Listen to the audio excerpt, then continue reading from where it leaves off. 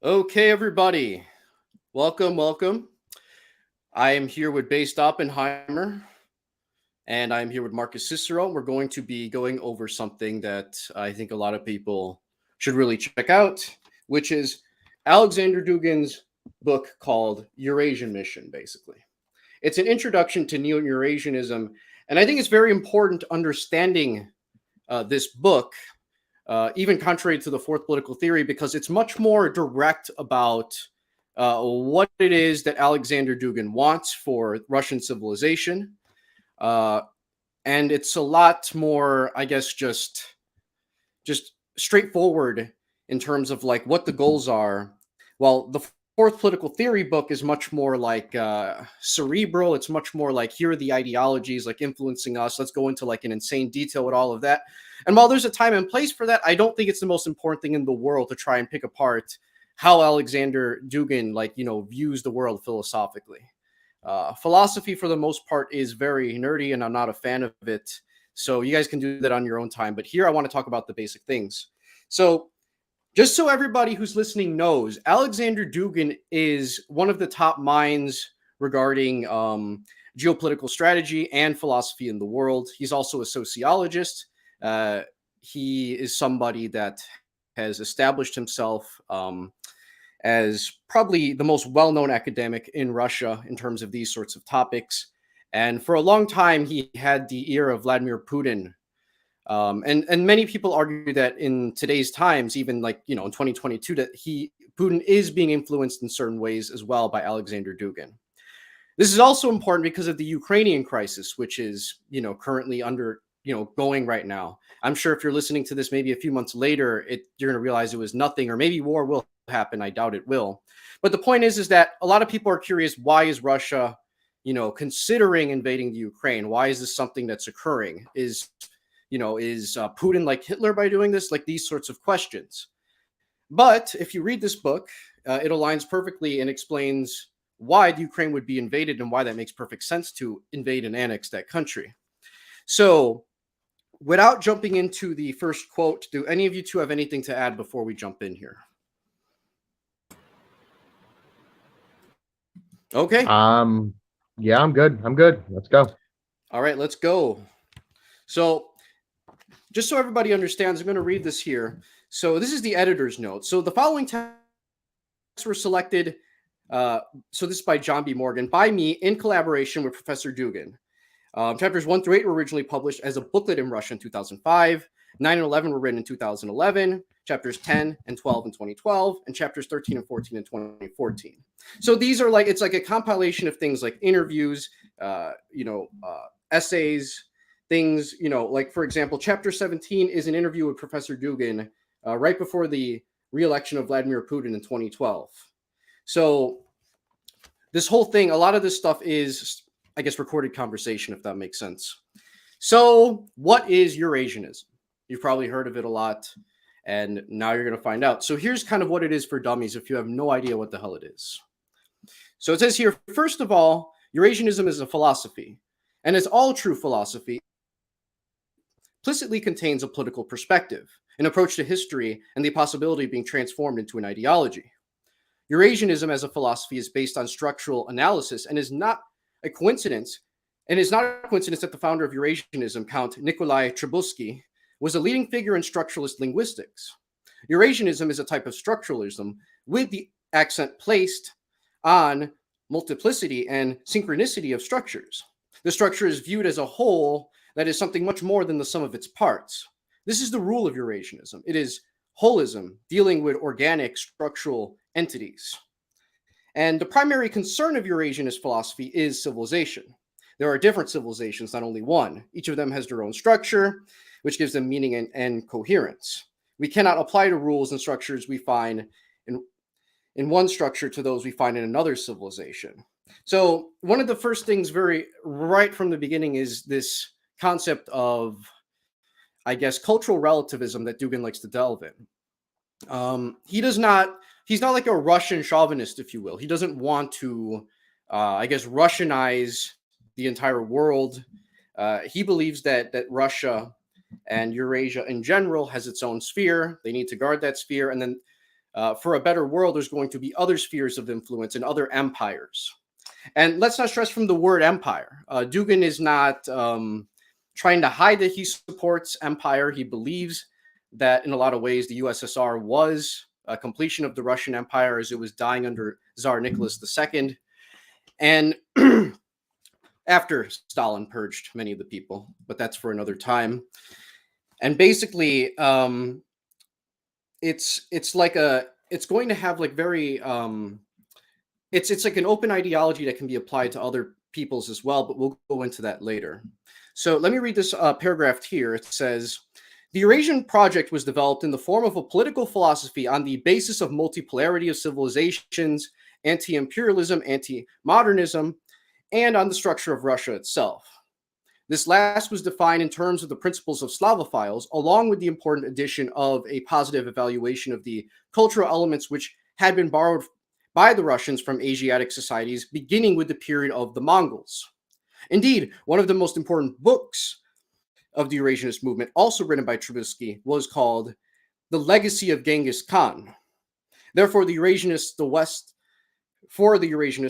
was in the wrong, a purely regional phenomenon pretending to universal status via imperialism. Thus, it follows that modernity, which was also a Western phenomenon, is also entirely a product of this locale and is inherently imperialistic. Russian history was considered as the struggle of Eurasian civilization against the West, and in the last centuries also as a struggle against modernity. Russia's Eurasian future should be built in a form that corresponds to the specificity of Russia's structure and in accordance with its values and basic beliefs. The Eurasianists proposed to take and affirm these qualities as its norm. They said no to progress. They saw social development as a cycle, not in terms of capitalist notions of development. They called for an organic agricultural economy, not materialism. And for ideocracy, which is the power of ideas, they said no to democracy, favoring popular monarchy. They rejected the notion of purely individualistic superficial liberty and advocated for social responsibility and spiritual inner freedom. Marcus, do you have anything to add to this? So, I mean, even if you read like, say you go through Western textbooks, right? And they'll discuss, say, the history of Europe going from like the 1200s all the way up to the modern day, right? It was always backward Russia, Russia looking to the east, and it'll idolize certain czars like Peter the Great or Catherine the Great, who looked to the west. You know, someone like Peter the Great who overturned most of his culture and his own nobility to try to emulate the West. He was obsessed with trying. He was the ultimate pick-me in Russian civilization, if you really want to break it down. He basically spit on his own cultural traditions, his history, that really, without the Mongols, there would be no Russia as we understand it today. That's just a fact. Russia centered on Moscow would not have existed if the Mongols had not come through. That's just a fact of history. So yeah, it's basically agreed. It's just worded differently in the West. So now you're hearing it more from an Eastern perspective, right? So it's more like he's wording it that actually no, it wasn't backward Russia. It was Russia standing up against the degeneracy and of modern Western quote civilization. Yes, and Dugan in a lot of ways goes into detail on how Russia is a unique blend of like the East and the West.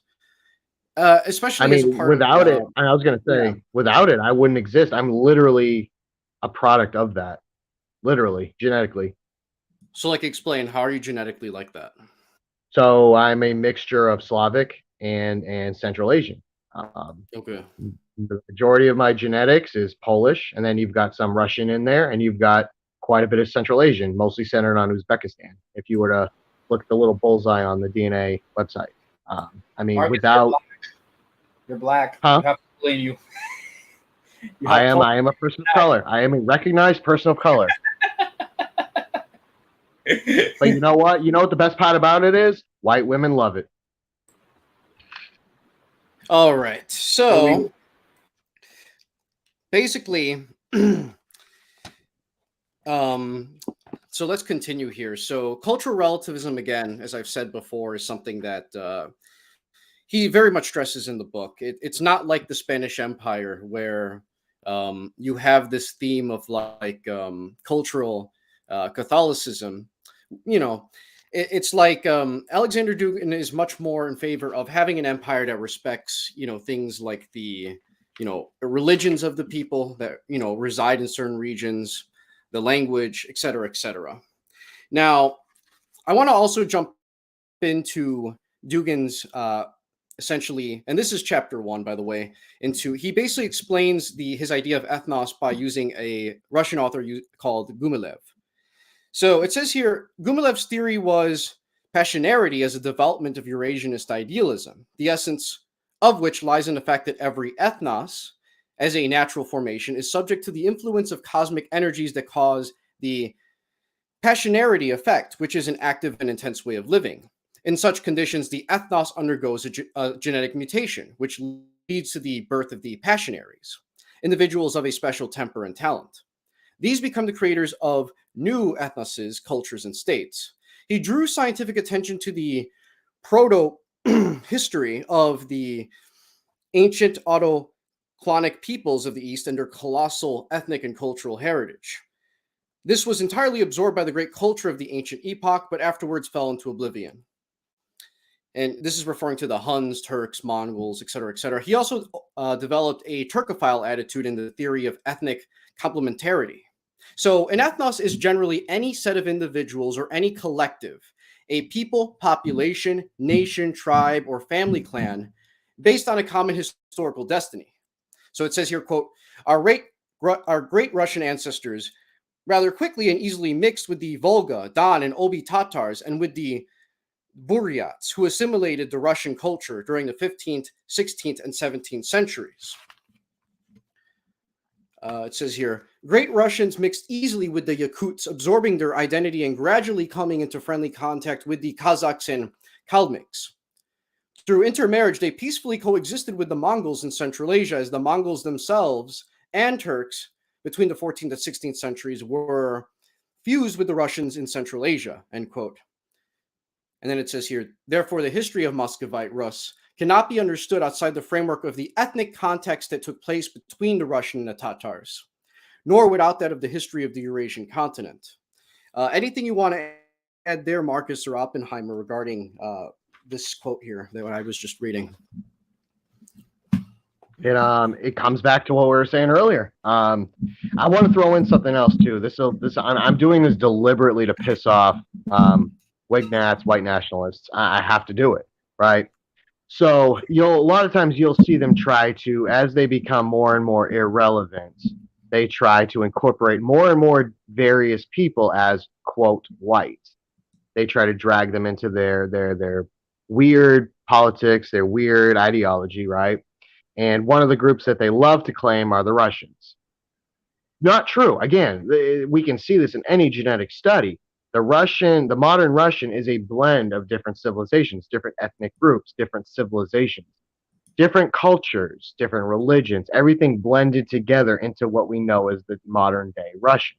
Russian civilization has nothing to do with whether you have blonde hair or blue eyes or dark hair and dark eyes. It doesn't matter. It's the Russian sometimes fused with the Central Asian, everything, or with the Finnic Ugric people that lived up in the far north, right near the Arctic Circle. It doesn't matter. None of that matters to the Russian. Race, as we understand it in the Anglosphere, doesn't apply to the Russian. You can't take an Anglo concept and transpose it on a Russian people, which is more of a Eurasian blend than anything else. Does that make sense? Yeah, absolutely, and it goes well with sort of explaining how,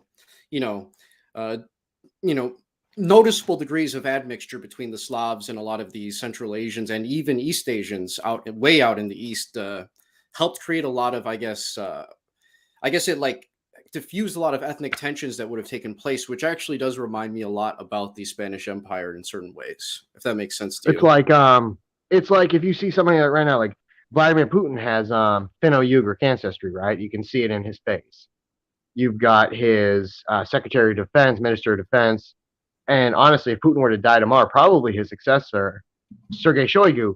I don't think anybody's going to confuse him as a white man. Let's put it that way. And then you have those Russians that look, stereotypical, blonde, blue-eyed, pale. That doesn't matter. They're part of the same ethnos. They're part of the same civilization. No one is considered greater than the other. Yes, absolutely. Anything you want to add to that, Oppenheimer, before we move on?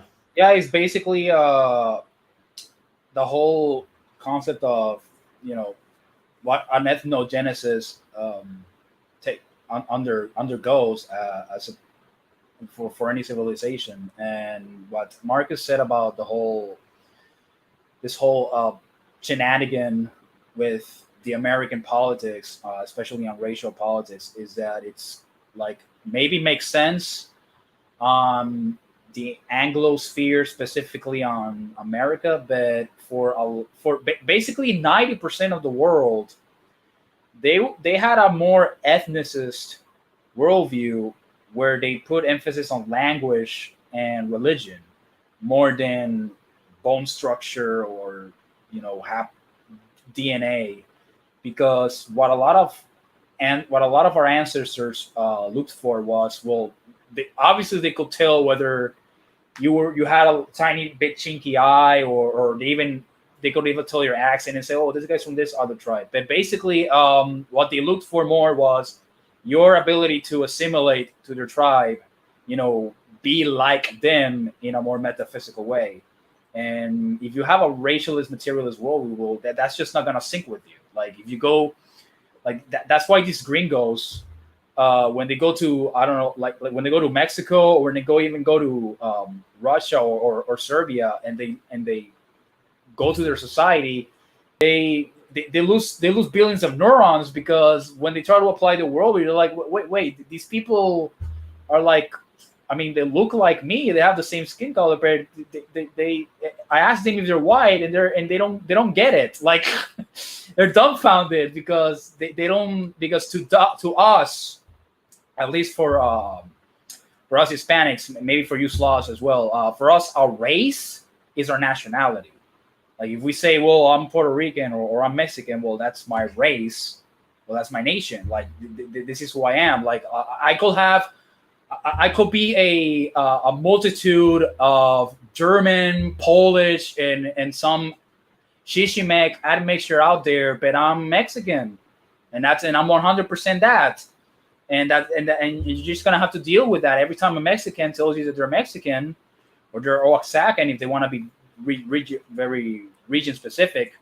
Like they're not gonna no, but you have this German admixture. Like I don't care. Like they don't see that. Like to them, their nation, their culture, their religion is far more important, and they will be like, to them, their allegiance to their creator, their nation, was more important than whether some Anglo notion of the white brotherhood or brown brotherhood or whatever. Like you're not gonna convince Mexicans or Peruvians to combine into the brown race coalition. Like you're not gonna convince them to unite with Indians if they don't speak the same language, or much less they have different religions. Like no, like that's just not gonna work.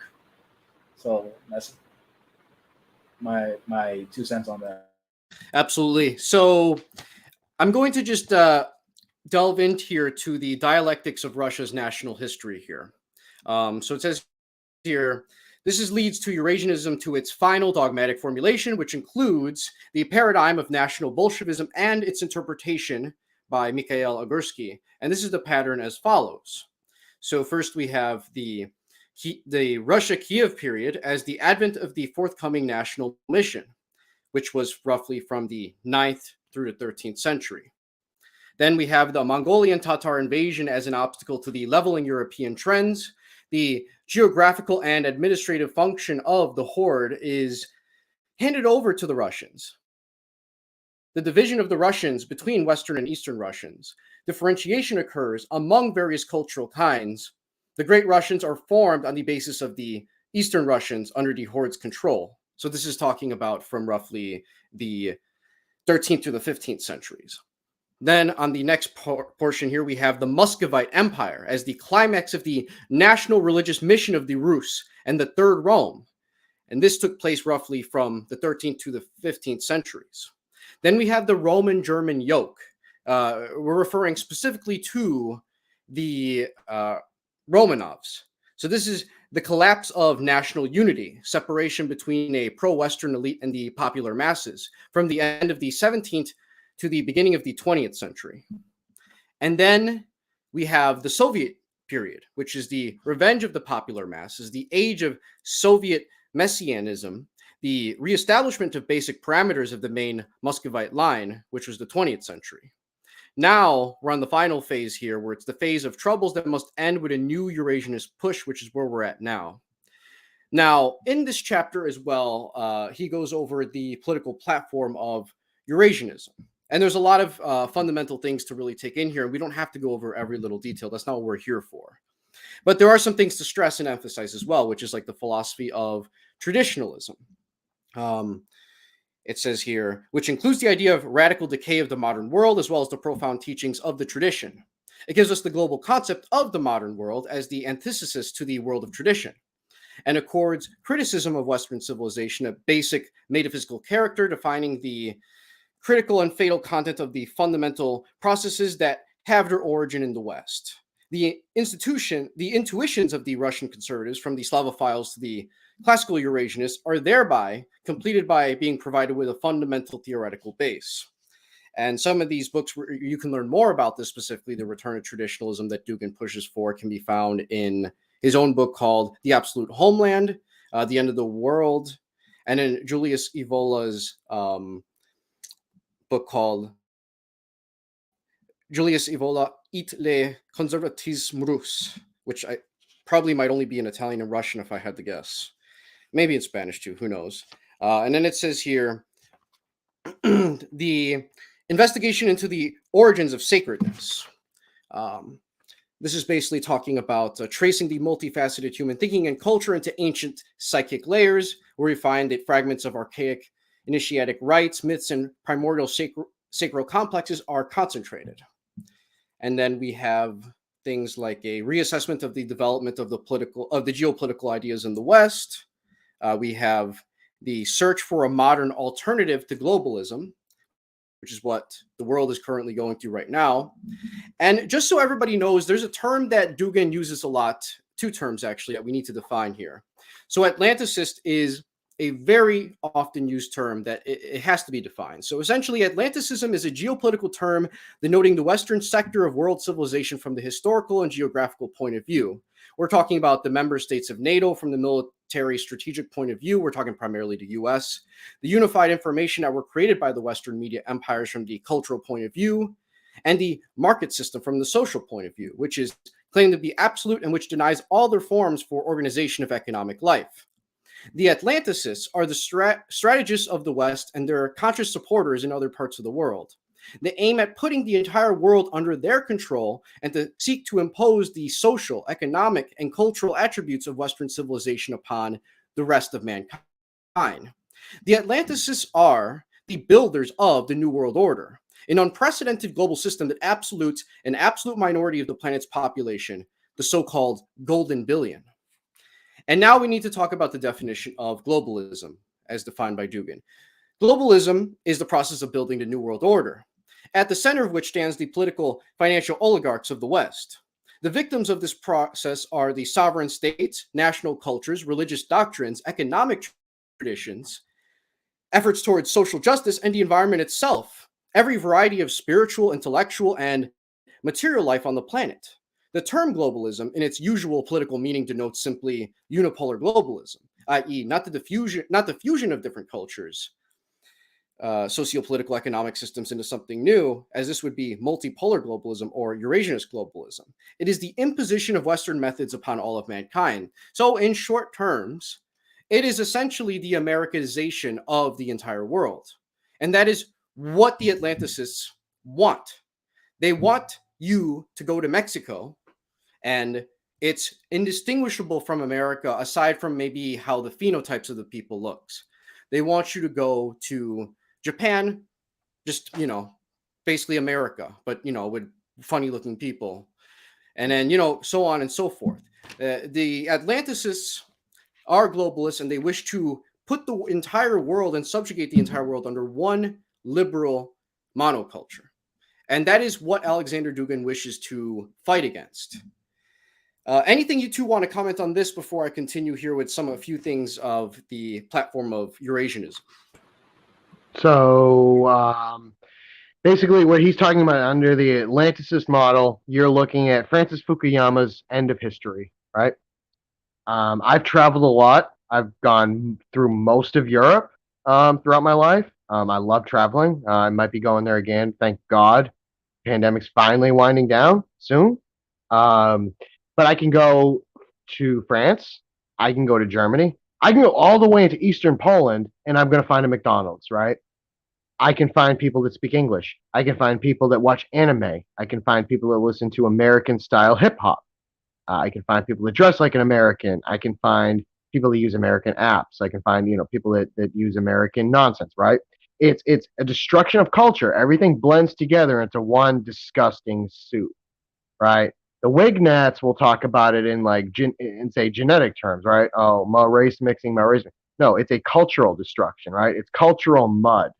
Um, the joke in a lot of Europe and around the world really is Americans have no culture. It's just consumerism, it's materialism. That is the Atlanticist culture. Um, that's the idea. That's the soft power behind the hard power of NATO pushing east and east and east and east past each line. I'm sure we're going to talk about it, right? Like the big thing in the Ukraine now is like Putin wants a return to the 1997 guarantees of NATO not advancing further east. Well, NATO keeps moving east. And with it comes a soft power of culture, which is mostly American or an anti culture. And it destroys anything in its path. Religion falls apart, culture falls apart, languages eventually fall apart, which is why you see countries like, say, France that are a little bit more clingy to their linguistic heritage because they know what's coming. Eventually, their heritage will go away. It's going to be replaced by everybody's going to speak English, maybe with a little bit of a funny accent. The religion will be replaced by some kind of weird, flavorless Protestantism. The little heritage dances and ceremonies and little traditions are going to be replaced by messing around with your iPhone on the same Snapchat app that somebody in New York, Boston, or Seattle is using at the same time. There's nothing left. Eventually, that is the global culture. That's what the Atlanticists want. It's not communism like a conservative might tell you in America. It's not fascism like some leftist twink is going to tell you at a DSA meeting in New York City. It's a very bizarre blend of peak capitalism, peak degeneracy, and just pure nihilism. I also wanted to comment on because what's interesting about the globalist regime is that, and it is a regime, it's that the Americanization process that most of you know is surprisingly benign. And what I mean by this is that right now, because everybody's connected to the internet, everybody has, some form of smartphone, whatever brand you want to think of in the world.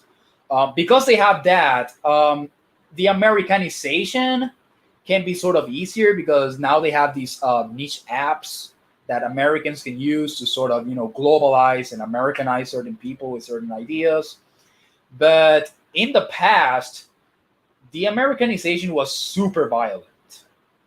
And the way, I don't know about, some other countries, but at least in my island, it was, what you're reading the history books is just a small piece of how violent it is. Like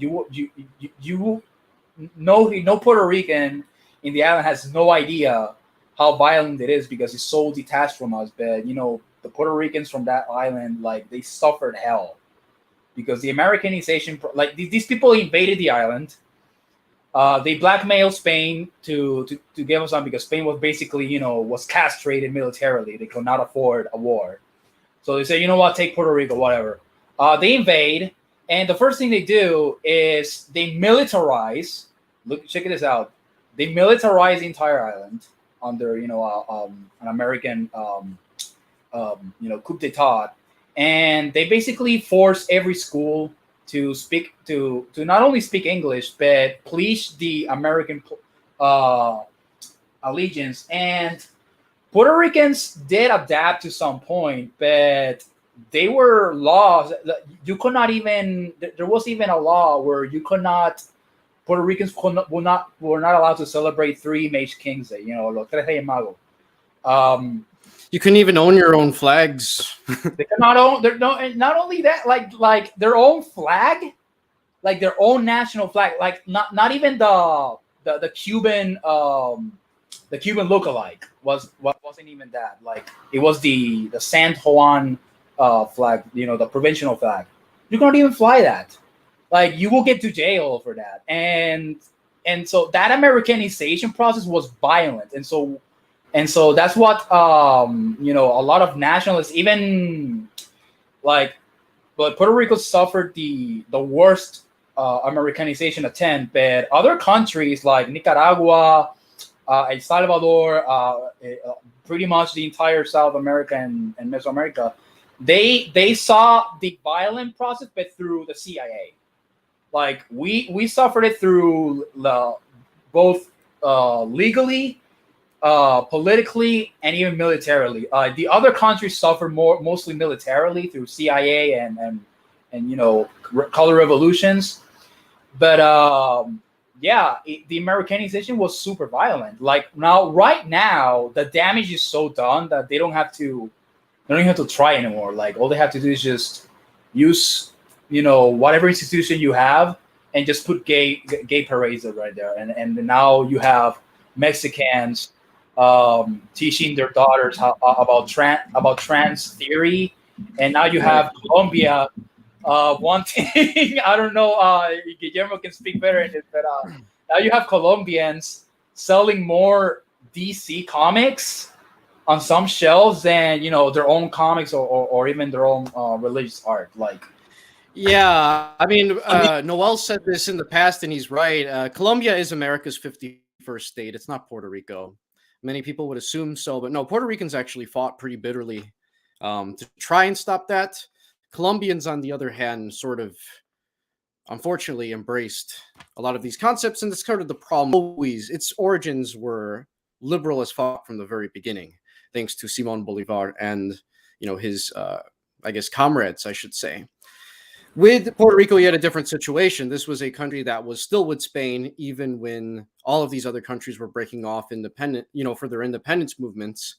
And then once it went, once they cut off from Spain, they were immediately under American subjugation. And let me continue here, unless the two of you have anything to say to finish this off. And then I'm going to talk a few things about like some actual goals that like Dugan wants and like in the European Asian part of the world, if that makes sense. I just wanted to throw one little story out there. I think we talked about it once in some other show, book review. There was a case that got in front of the U.S. Supreme Court maybe like 30 or 40 years ago, and it was one of the Indian nations, and it was a branch off, I think, of one of the Iroquois, so in like upstate New York, out that way, and they wanted to be recognized as a sovereign tribal state. And the Supreme Court basically went all the way up, and the Supreme Court came back, well, you're too whitewashed, you're too far gone, you're too assimilated. And the Indian tribe argued, saying that, but we were forced to. They forced us into schools. They forced us to give up our religion. They forced us to give up our language, speak English, learn American history, give up our customs, dress like white Americans, act like white Americans, and basically forced us to never speak of where we came from. And the Supreme Court basically looked at them and was like, huh, that sucks. Too bad. You're white. And just left it alone. They lost their case. That's an example of how Americanism Atlanticism just conquers and destroys. Precisely, yeah. So on the topic of actual goals that, like, Alexander Dugin is pushing for, one of the very first ones is his idea that he calls the Moscow-Tehran axis. So essentially, he's pushing for a strategic partnership with Iran. Um, Essentially, he wants an alliance economically, militarily, and this will help, create more autonomy in this region for this specific part of the globe.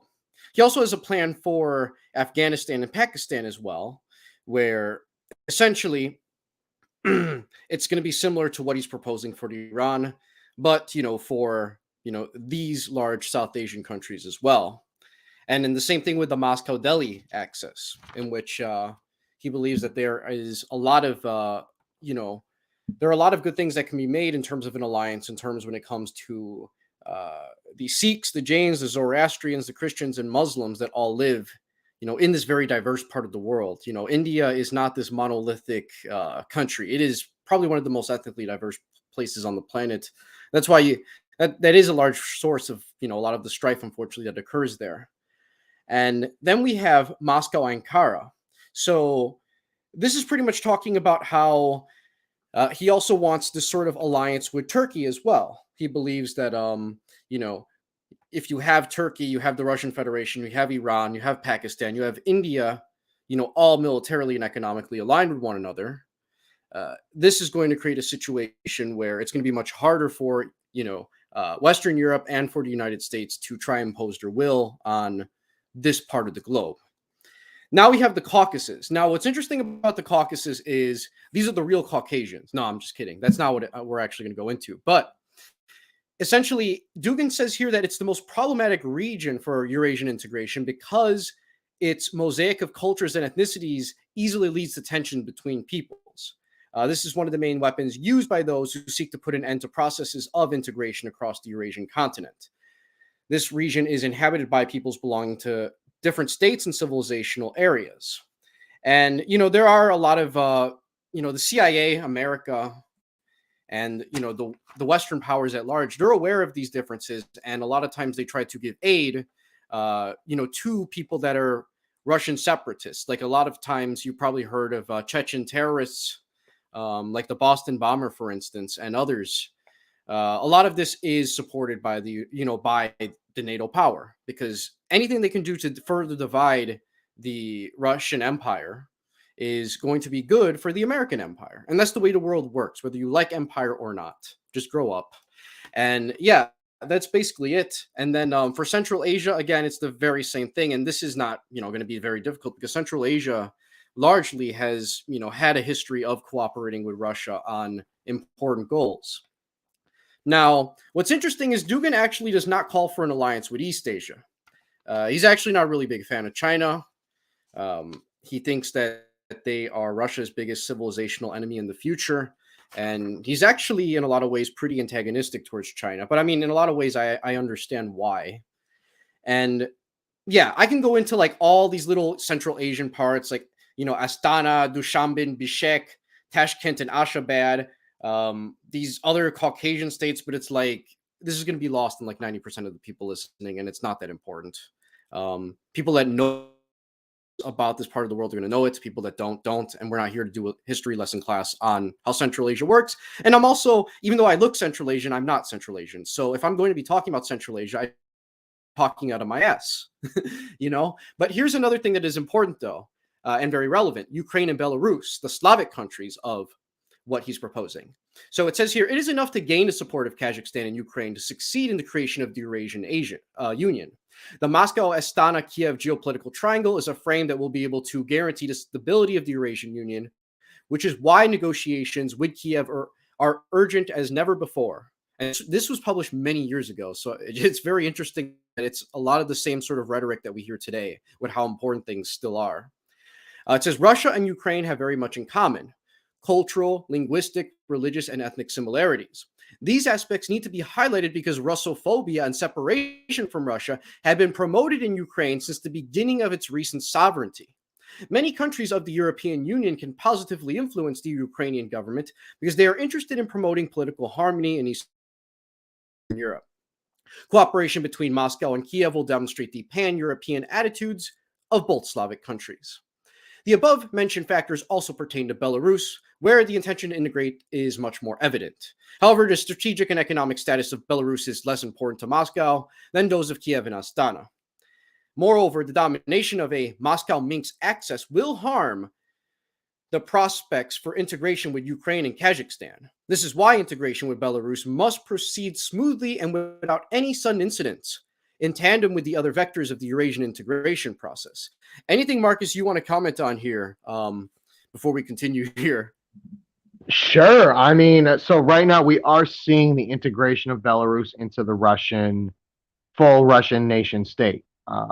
They actually, if you follow, think what is it on Telegram? Intel Slava. They're a great channel on Telegram, and they actually discussed it. I think either today or yesterday. There's more and more cooperation. There's more and more aid between, say, Vladimir Putin and Lukashenko that runs Belarus.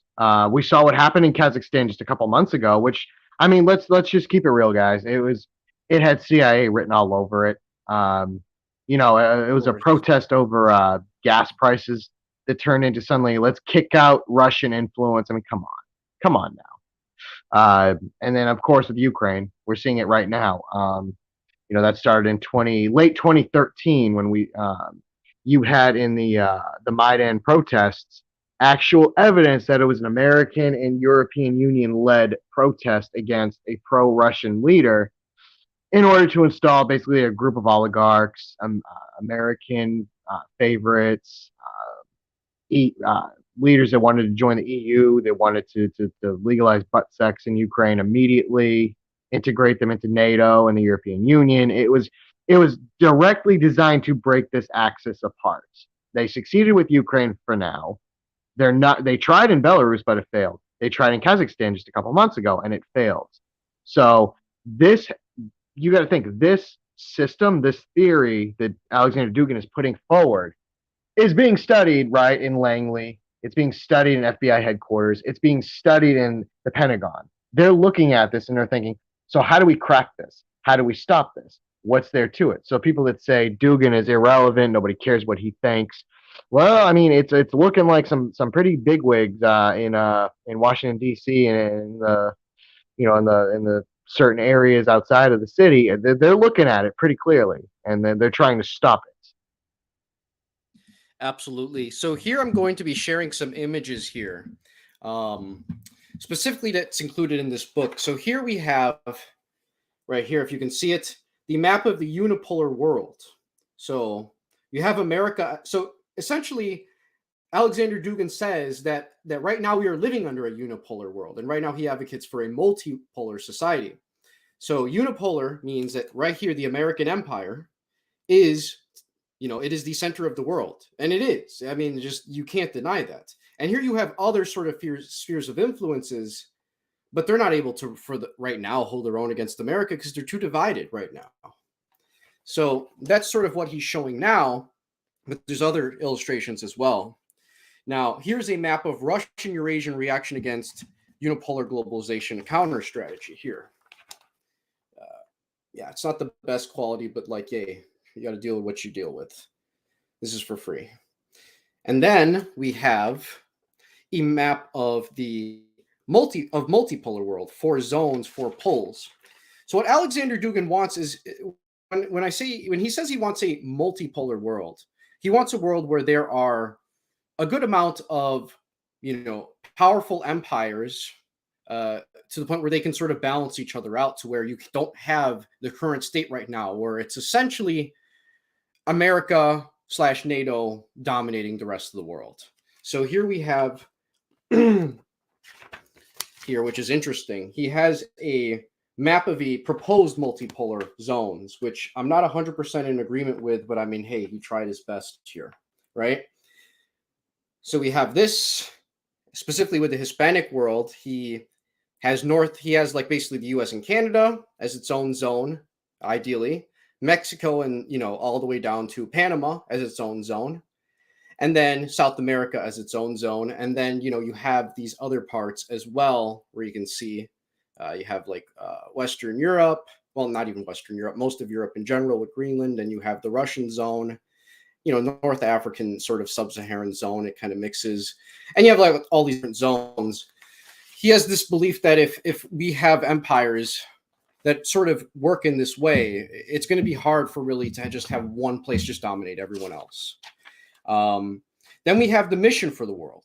So basically, it says here,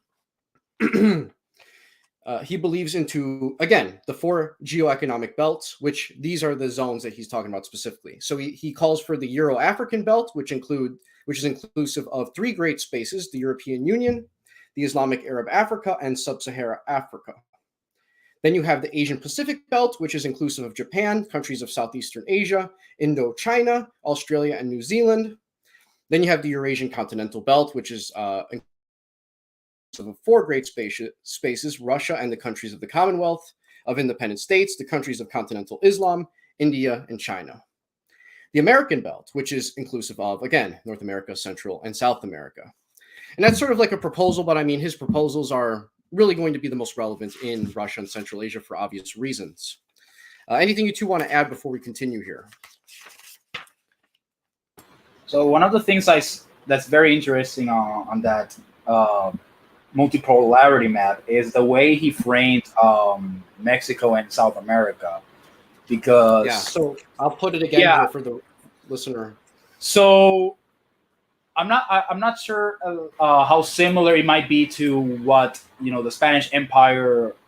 Well, actually, no, the Americas, the Spanish provinces were going to be set up, but eventually they were going to eventually set up this way when if the Spanish Empire behaved the way it should have been ideally.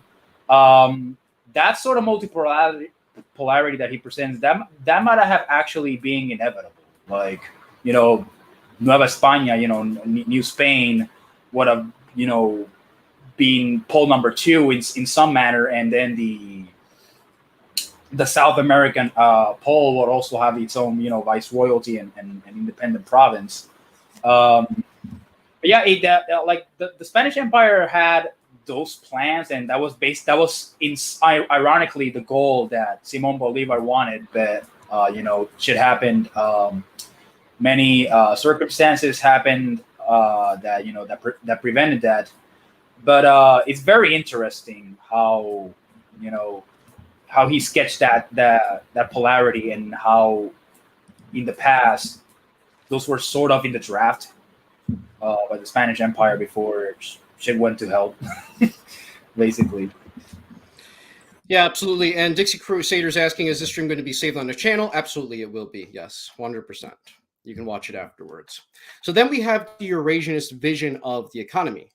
So it says here, the Atlanticist aim is to impose a single model of economic order on all peoples in the world, elevating the experience of the economic development of the Western part of world civilization in the 19th and 20th centuries to the status of a universal standard. In opposition to this, the Eurasianists are convinced that economic systems should be derived from the historical and cultural features of the development of peoples and societies they affect. Consequently, in the economic sphere, Eurasianists conform to the ideal of variety, a plurality of systems, and a need for creative research and free development. It says here, only those large-scale sectors of the economy that are linked to the need to ensure the security of autonomy, so he's talking about military-industrial complex, transportation, natural resources, energy, communication, should be subject to rigid control. All other sectors must freely and organically develop in accordance with the conditions and traditions of the concrete autonomies where such economic activity is taking place. So let me read this as well. It says, Eurasianism arrives at the conclusion, in the field of economics, there is no ultimate truth. The recipes of liberalism and Marxism can only be partially applied depending on the actual conditions of a society. In practice, the free market approach has to be combined with control over strategic sectors of the economy. Redistribution of profits needs to be controlled according to the national and social aims of the society as a whole. In this way, Eurasianism conforms to the third way of economics. So let me make this clear for those of you who want this in more simpler terms. I guess in a lot of ways, Alexander Dugin is pushing specifically for an empire, which has economics that is similarly oriented in the way in which like corporatism or third positionism in general has in the past, or what socialists nowadays would call, many of them would call Dengism, which a lot of them still believe it's a form of communism, but definitely a very different one from what the USSR was practicing. And also, it's important to understand that. So basically, I mean, Dugin is intelligent and understands that you need, if you're going to have a powerful sphere, a powerful empire, you can't just have a situation where everything is just nationalized by the government. Everyone's a public worker. There's no innovation. There's no competition. There's no way to sort of like, have markets strategically. That's a recipe for disaster. There's a lot of very stupid people that they think I'm a communist and I support nationalizing everything and all of this stuff. But first off, I'm not political. But if I were, I wouldn't support nationalizing everything. That's stupid. That's insanely inefficient. And in practice, we've looked at ways in which this sort of like structure in a similar way ran under people like Stalin. And it created a lot of problems in the Soviet Union. Like, it leads to very unique problems that essentially Khrushchev had to reform in a lot of ways. And while I'm not the biggest Khrushchev fan, in a lot of ways, he was decently competent in economics and helped create a very, unprecedented time of, prosperity in the Soviet Union, if that makes sense, relative to even how Russia is now today. So it says here, the economics of Eurasianism. Well, I mean, you guys know what it means. It's not super important, but you get what he's saying, basically. It's like you need to be able to strategically have markets, maybe even certain, but at the same time, all countries also have nationalized parts of the economy as well. Most countries are mixed in their economy. The difference between maybe, the American form of a mixed economy and maybe the Chinese model, or what Dugin is proposing now, is that in America, the corporations ultimately have the final say over the politicians, generally speaking. They pretty much are able to bribe congressmen to make sure they can get who they want elected, and to bribe even government officials that aren't elected to public office to basically do what they want. There's a lot of egregious practices in which we're not going to go into here because of censorship stuff, so please don't bring up anything that involves needles, the two of you. But basically, there's a lot of people that believe the FDA is insanely corrupt and is being bribed by a lot of corporations, and for good reason. But again, we're not talking about the things with the needles and the things inside of them, because we can't do that on YouTube, unfortunately. Those are just the rules, and we have to follow the rules of YouTube. Now, continuing on, we need to define liberalism and Marxism for at least the term in how Alexander Dugin defines them. I have my own video that I did a long time ago with the Momento Hispano crew, in which we sort of talked about it from a Hispanic perspective. But here, I'm going to be talking it straight from Dugin's perspective. So it says here, liberalism is an economic doctrine which maintains that only the absolute freedom of the market and the privatization of all elements of an economy can create the optimal conditions for economic growth. Liberalism is the dogmatic economic doctrine of the Atlanticists and the globalists. Now we have Marxism. Marxism is an economic doctrine which maintains that only by some social body exercising full control over the economic process, the logic of compulsory general planning and the equal distribution of surplus productivity among all members of society, which is collectivism, can lay the economic foundations for a just world. Marxism rejects the market and the concept of private property. Now, a lot of people that support China now who are Marxist kind of disagree with that, but again, they have to do their own mental gymnastics and they can have fun with that. It's not my battle to fight. I don't need to argue that China is doing real communism, because it's not my battle. And then we have third way economics, again, which he defines as is a set of economic theories which combine the market approach with the concept of the regulated economy on the basis of supra-economic criteria and principles. Again, similar to corporatism or /Dengism. Anything you two want to add before we continue regarding these sorts of things? So Dugin is coming from he's an older man now, he's getting up there in age. He has seen both Marxism implode in what was the Soviet Union, and then he saw pure liberalism, which was the shock therapy that was forced on Russia by the West. Hold on, real quick. After the Soviet Union fell, just so everybody understands, Like you had a man who led Russia afterwards in the coup that ensued called Boris Yeltsin. And Boris Yeltsin was essentially, for all intents and purposes, just a puppet of Bill Clinton. And essentially what he did was there was a lot of, again, because this is a former communist country, a ton of these industries were nationalized. In fact, I think most of them probably were. You can't quote me on, don't quote me on that, but I think most were. And what happened was this corrupt government that took over after the fall of the Soviet Union, they got all of these industries that were nationalized, and they're like, well, who wants to buy them? And then for the most part, Western and Russian oligarchs just bought up everything. They bought up all those industries that used to be owned by the state. And now they're like, okay, these are private corporations now. And Russia had a period, a very unprecedented period of essentially just insane poverty. You had a lot of people flee Russia during the 90s as a result of this free market experiment that Yeltsin put Russia under. And My family. Yeah. Why don't you go into it, Marcus? I just wanted to put that intro before we continue. So I had family that under the Soviet Union, they were educated, right? Like aunts and uncles, they had jobs. They were very well qualified. In any proper system, they would be school teachers, professors, researchers, things along those lines, right? They'd studied that since they were children.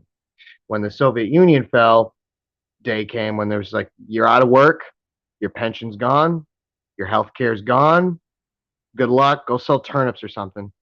And that was it. There's no skills. They hadn't learned a trade, like a menial trade.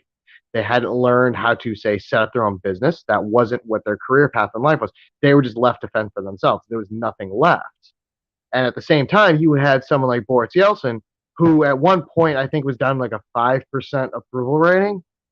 And all of a sudden, magically, money started to appear in his budget, in his campaign budget when he ran for re-election. And there's a video, if you can find it, it might be on YouTube. And he shows up at a rally in Moscow. I mean, the man's so drunk he can barely stand up, and he's bright red. And he's yelling out in Russian. He says, "My pockets are full. My pockets are full." He starts throwing money into the crowd. I think it's actual dollar bills.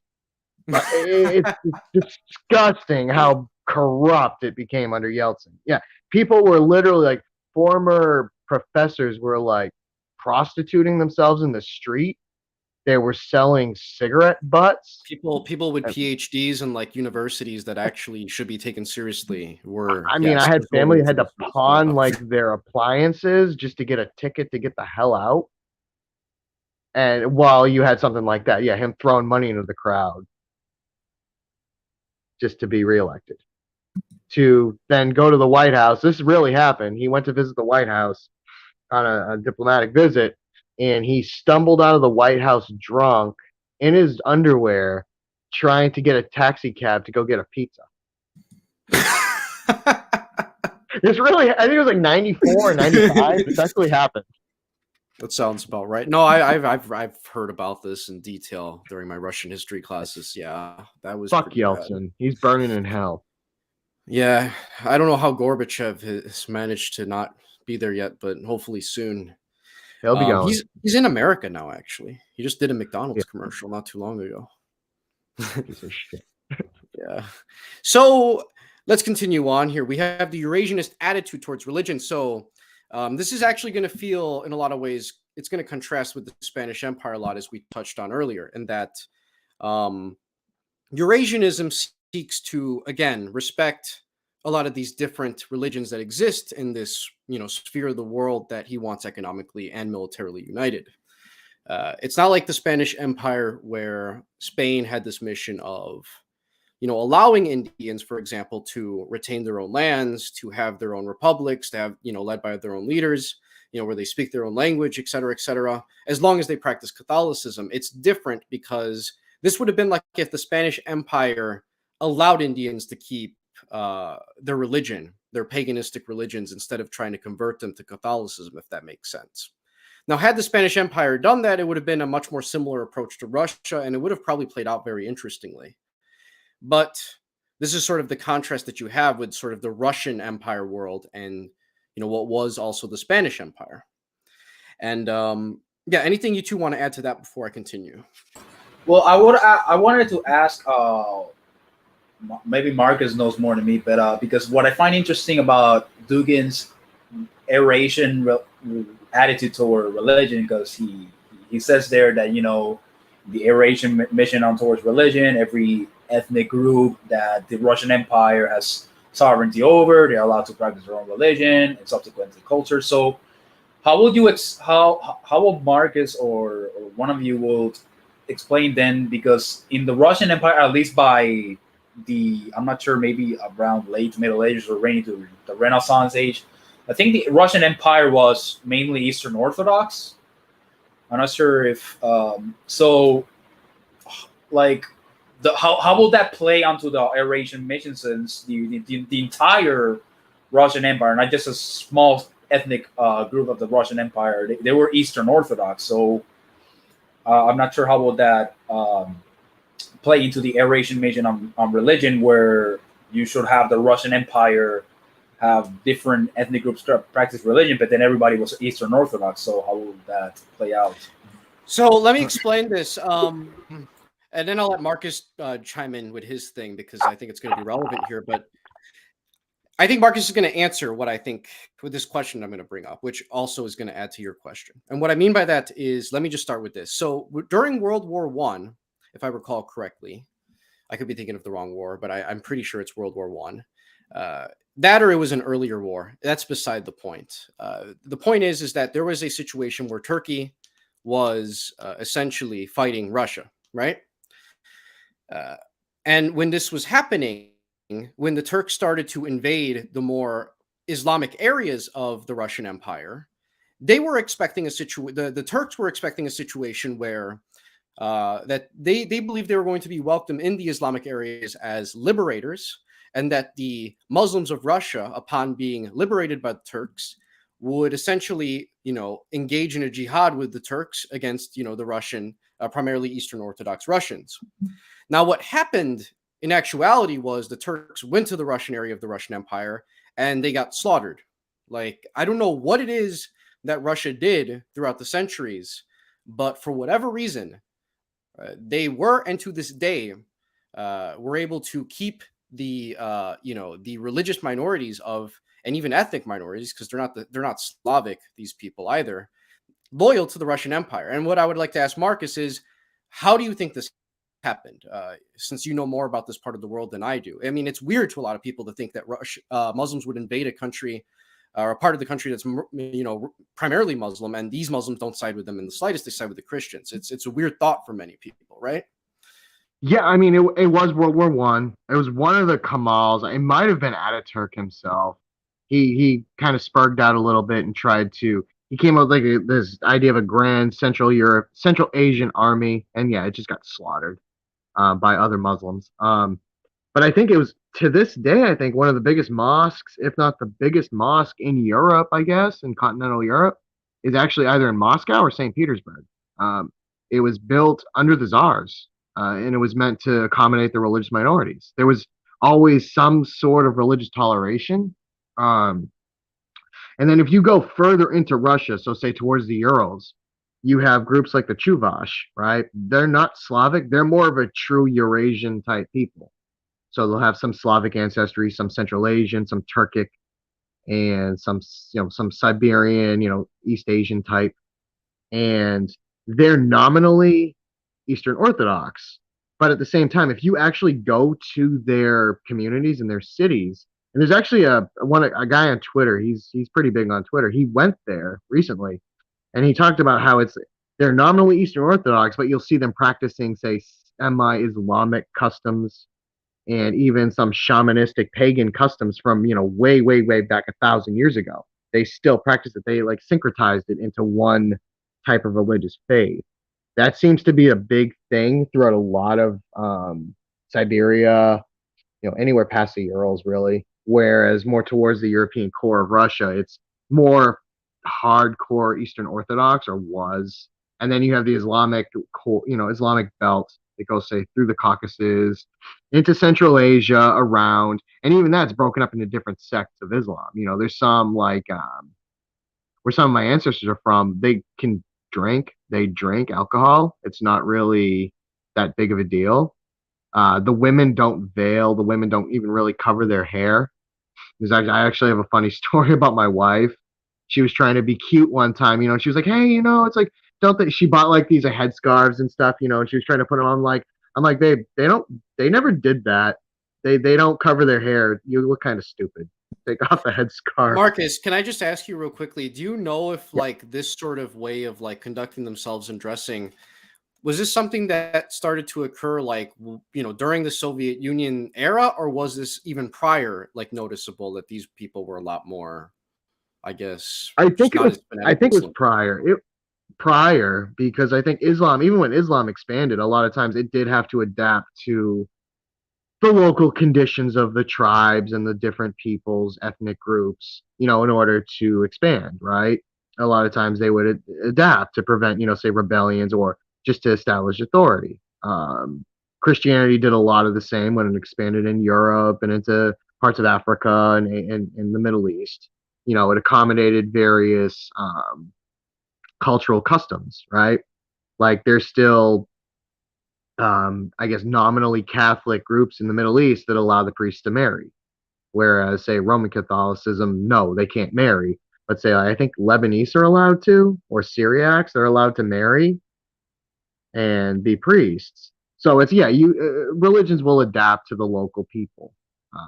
Islam did the same. So yeah, you had groups that still drink alcohol, will still eat pork, will still not, the women won't cover up or anything at all, or even cover their hair. So yeah, it's one of those interesting facts of just religious history.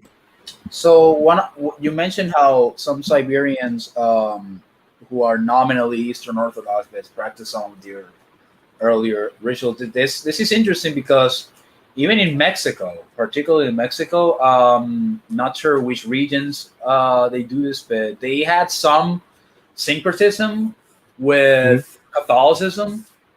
I'm not sure if this syncretism is because when they talk about Hispanic Catholics, they always mention the Mexicans, syncretizing some of their Aztec or um, indigenous religions with Catholicism. I'm not sure if this is true on Peru or on South America, but this phenomenon was also observed. But I'm not sure to what degree, because like Guillermo said, the Spanish Empire did respect the indigenous lands, the indigenous heritage, but they expected an assimilation, specifically religious and even in some way language assimilation, compared to the Russian Empire, where they accommodated the Yeah. minorities, whereas in Well, it's Spain, like, yeah, go on.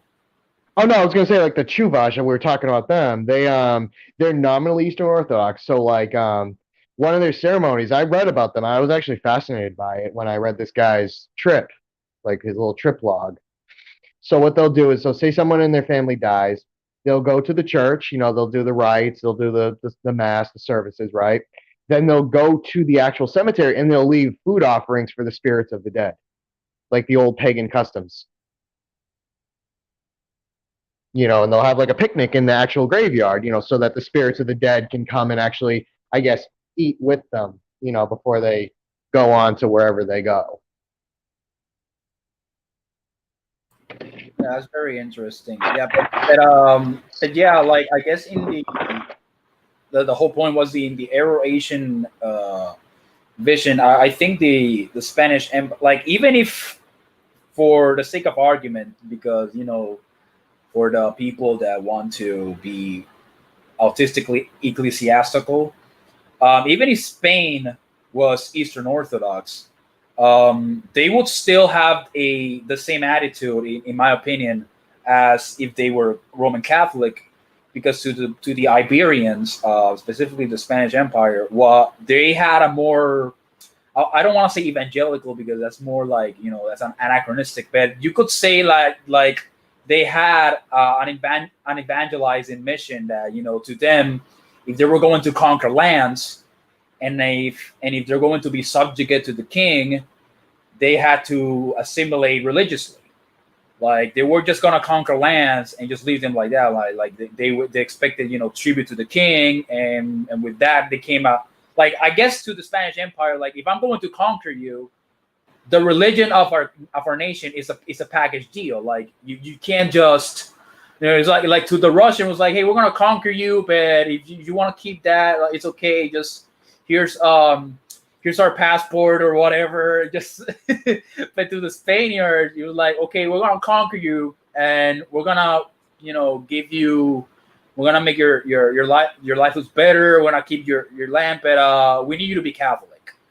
Yeah, that's basically it. Like the Spanish attitude towards conquest. Like the Spanish seem to have done it a lot more effectively. Like it was when they imposed the religion, that was that, right? Catholicism. It was, but then when you read like Russian like reports from say the Orthodox priests and whatnot, even into like the 1700s, they'll be complaining that they'll go out into the countryside from the cities, and the people will still be pagan. They'll still be doing their pagan ceremonies. There might be a cross or two or icons here and there, but it's like they're still going out and doing their pagan rituals afterwards. It's like, and they'd be constantly complaining about they needed more resources. They need to remissionize the evangelize the people in the countryside, the peasants. And it was a constant theme. It doesn't seem to have been as heavily enforced as it was, say, in the Hispanic model, if that makes sense. Yeah, absolutely. And so I want to just read this quote here because it kind of just goes into like what he's proposing realistically right now in terms of like combating, I guess, the American sphere of influence. So it says, Atlanticism is not just a theory. It includes NATO, the economic potential of most of the developed countries of the world, the controlled global mass media, a network of think tanks across the world which provide ideological support, and countless other agents of influence. As presented in international organizations, political parties, religious bodies, and so on. All these are instruments called upon to establish and strengthen this current unipolar world. Eurasianism must develop a similarly effective and ideologically and organizationally centralized structure to unite the adversaries of globalization. Globalization has passed beyond the boundaries of the US and the Western world. Today we can talk about an Atlanticist international. The historical mission of Eurasianism lies in the creation of a common basis for struggle and the attempt to establish a different vision of the future, a multipolar and just one. We must implement an equivalent structure, the Eurasian International, with the long-term goal of coordinating activity in support of multipolarity. So anything with you guys want to comment on with these stated goals that essentially Dugin has for his lifetime?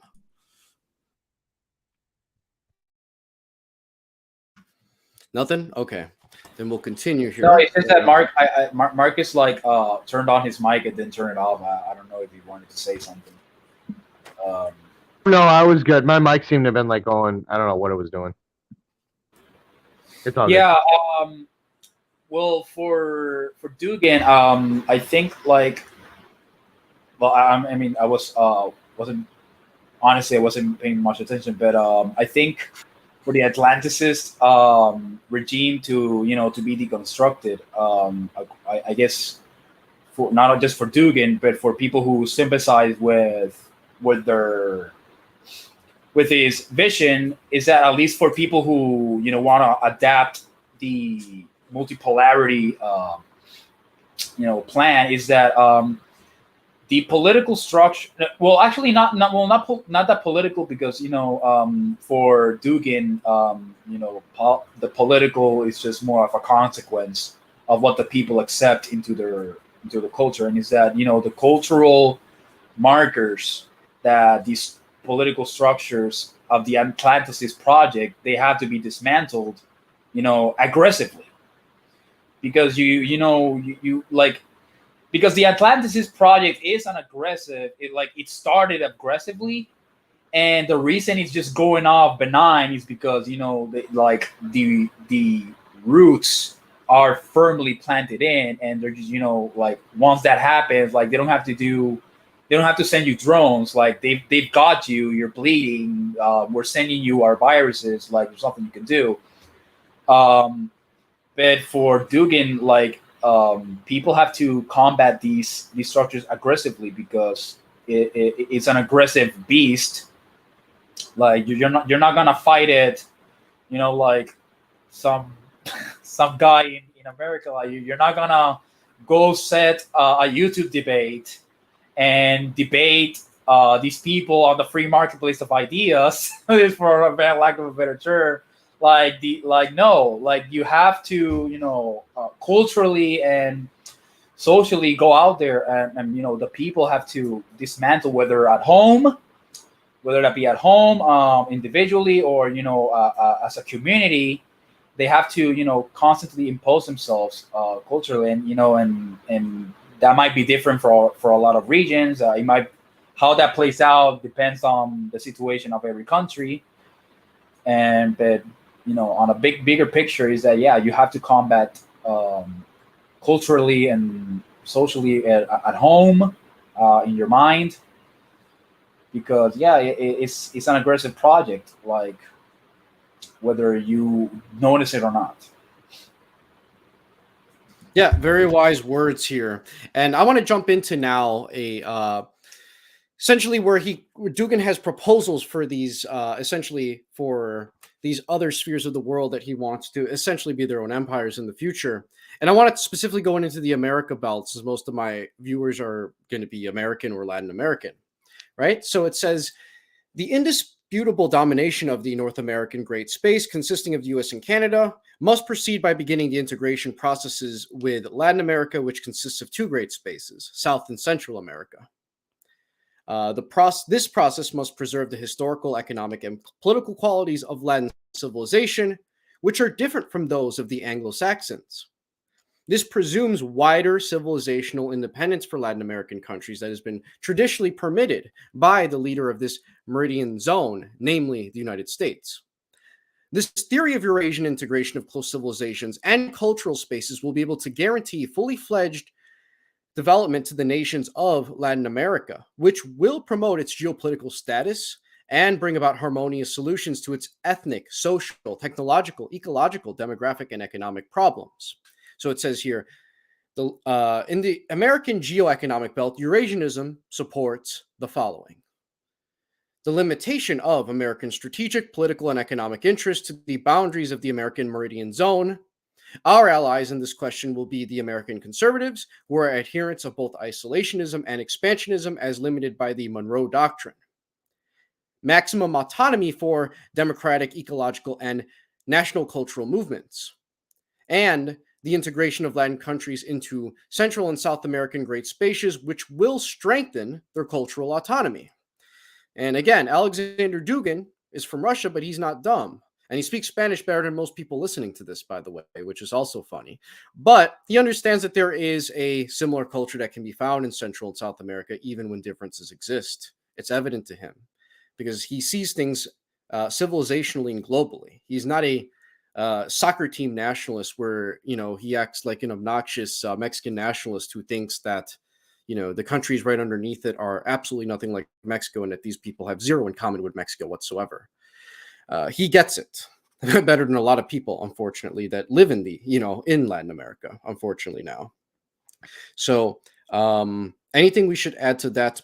Actually, let me just finish this part. It says, today, America's influence is the most negative tendency in the world as it brings Atlanticism to all corners of the earth. It says here, this judgment can be understood when one understands that America promotes unipolar globalization and acts as the world's policeman.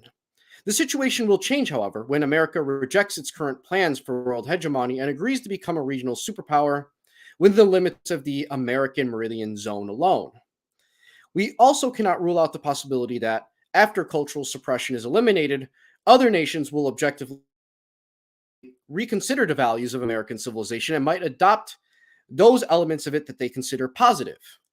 Thus, the U.S. can multiply its adherents without having to resort to oppression or force. The Eurasian goal for this Meridian Zone is to search for proponents of the Eurasian viewpoint within the United States and Latin America. All right. Anything else before we move on to the next portion here? Yeah, basically, never underestimate an outsider, because sometimes an outsider like Dugan has, interesting insights into even nations that we were born and raised in. And yeah, and he sees our countries, and he sees it like yeah, he may see it's a mess, but he sees the bigger picture, and like we have a lot of potential to enact and adopt this multipolarity plan into our own into our own tastes. And yeah, that's basically my comment to how Dugan is able to like bring insight of how he sees the is Ibero-American sphere in general working out to implement the multipolarity project that Dugan envisions. Perfect. Yeah, very good way to wrap that part up. Now we're going to get into the part of the book, which is again nearing more towards the end at this point. So we're making good time. It's going to go specifically into the fourth political theory. Now, before we get into Marcus's notes that he's taken on the fourth political theory, I want to kind of just give like a sort of intro by reading this passage here. At this point, we should ask a very important question. What kind of ideology should we use to oppose globalization and its principles? I think that all the anti-liberal ideologies, communism and fascism, are not relevant anymore. They all tried to fight liberal capitalism and they failed. This is partly the case because at the end of time, it is evil that prevails. Partly it is also because of their inner contradictions and limitations. It is time to deeply revise the anti-liberal ideologies of the past. What were their positive aspects? Well, it can be seen in the fact that they were anti-capitalist and anti-liberal, as well as anti-cosmopolitan and anti-individualist. These features should be accepted and integrated into the ideology of the future. However, communist doctrine is modern, atheistic, materialist, cosmopolitan. It should be thrown out. On the other hand, its advocacy of social solidarity, social justice, socialism itself, and a holistic approach to society are good aspects of this doctrine. We need to separate the materialistic and modernist aspects of communism and socialism and reject them. Now, it says here in the theories of third way, which were dear to a certain point to some traditionalists such as Julius Evola, there were some unacceptable elements. First of all, there was racism, xenophobia, chauvinism. These reflected not only moral failings, but also theoretically and anthropologically inconsistent attitudes. The difference between ethnoses doesn't indicate either superiority or inferiority. These differences should be accepted and affirmed without any racist pretensions. There is no common system of measurement to compare and evaluate different ethnic groups. When one society tries to judge another, it applies its own criteria, so commits intellectual violence. This same attitude can be found in the crimes of globalization and westernization, as well as the American imperialism that makes them possible. If we free socialism from its materialistic, atheistic, and modernist features, and if we reject the racist and narrowly nationalistic aspects of the third way, we arrive at a completely new kind of political ideology. We call it the fourth political theory. The first being liberalism, which we are challenging. The second being the classical forms of communism and socialism, and third being fascism and National Socialism. The elaboration of the fourth begins at the point where the various anti-liberal ideologies of the past intersect. So essentially here, to put it in simple terms, Alexander Dugin believes that the important ideologies of the 20th century were liberalism, communism, and fascism. He believes that there's positive aspects to all three of these that the fourth political theory should adopt for each sphere of influence where they're going to practice fourth political theory in the future, and that the bad aspects should be dropped, and that people should reject clinging onto ghosts of the past and to try to kind of move forward instead of being like, oh, I am, a Peruvian ethno-nationalist, where they have like a fucking bio where it's like 20 years long. You just offended the Mexican fascists, man. It's like the Mexican fascists are seething right now, man. How dare you? How dare you? You fucking shit. Just kidding. But yeah, it's implying. Yeah, but yeah, El Salvadoran white nationalists. Yeah, they're seething right now, man. Dugan's the political theory is basically another way, an internet way of saying, well, it's more a professional way. The internet equivalent of political theory is just, first or second positionism, third positionism is basically the third political theory, which is fascism or National Socialism. And yeah, and to Dugin, people who are adopting this against the Atlantis project, he will rightly call them reactionary because while you are opposing the actual threat, which is the Atlanticist regime, you're you're using a political theory that the Atlanticist project has already slain. It's like these people who identify as third positionists. They're basically picking up the corpses and fighting against the beast with those corpses that he slain. Like it's basically they think that reviving these ideologies, the beast will not recognize, like he knows who these weapons are, and to the Atlanticist project, they know how to slay them. Like if these people revive the fascist ethno state, the liberals will know how to defeat it. Like eventually, like if not in 5 years, 10 years, like it's gonna be over. Like they know how to defeat these projects.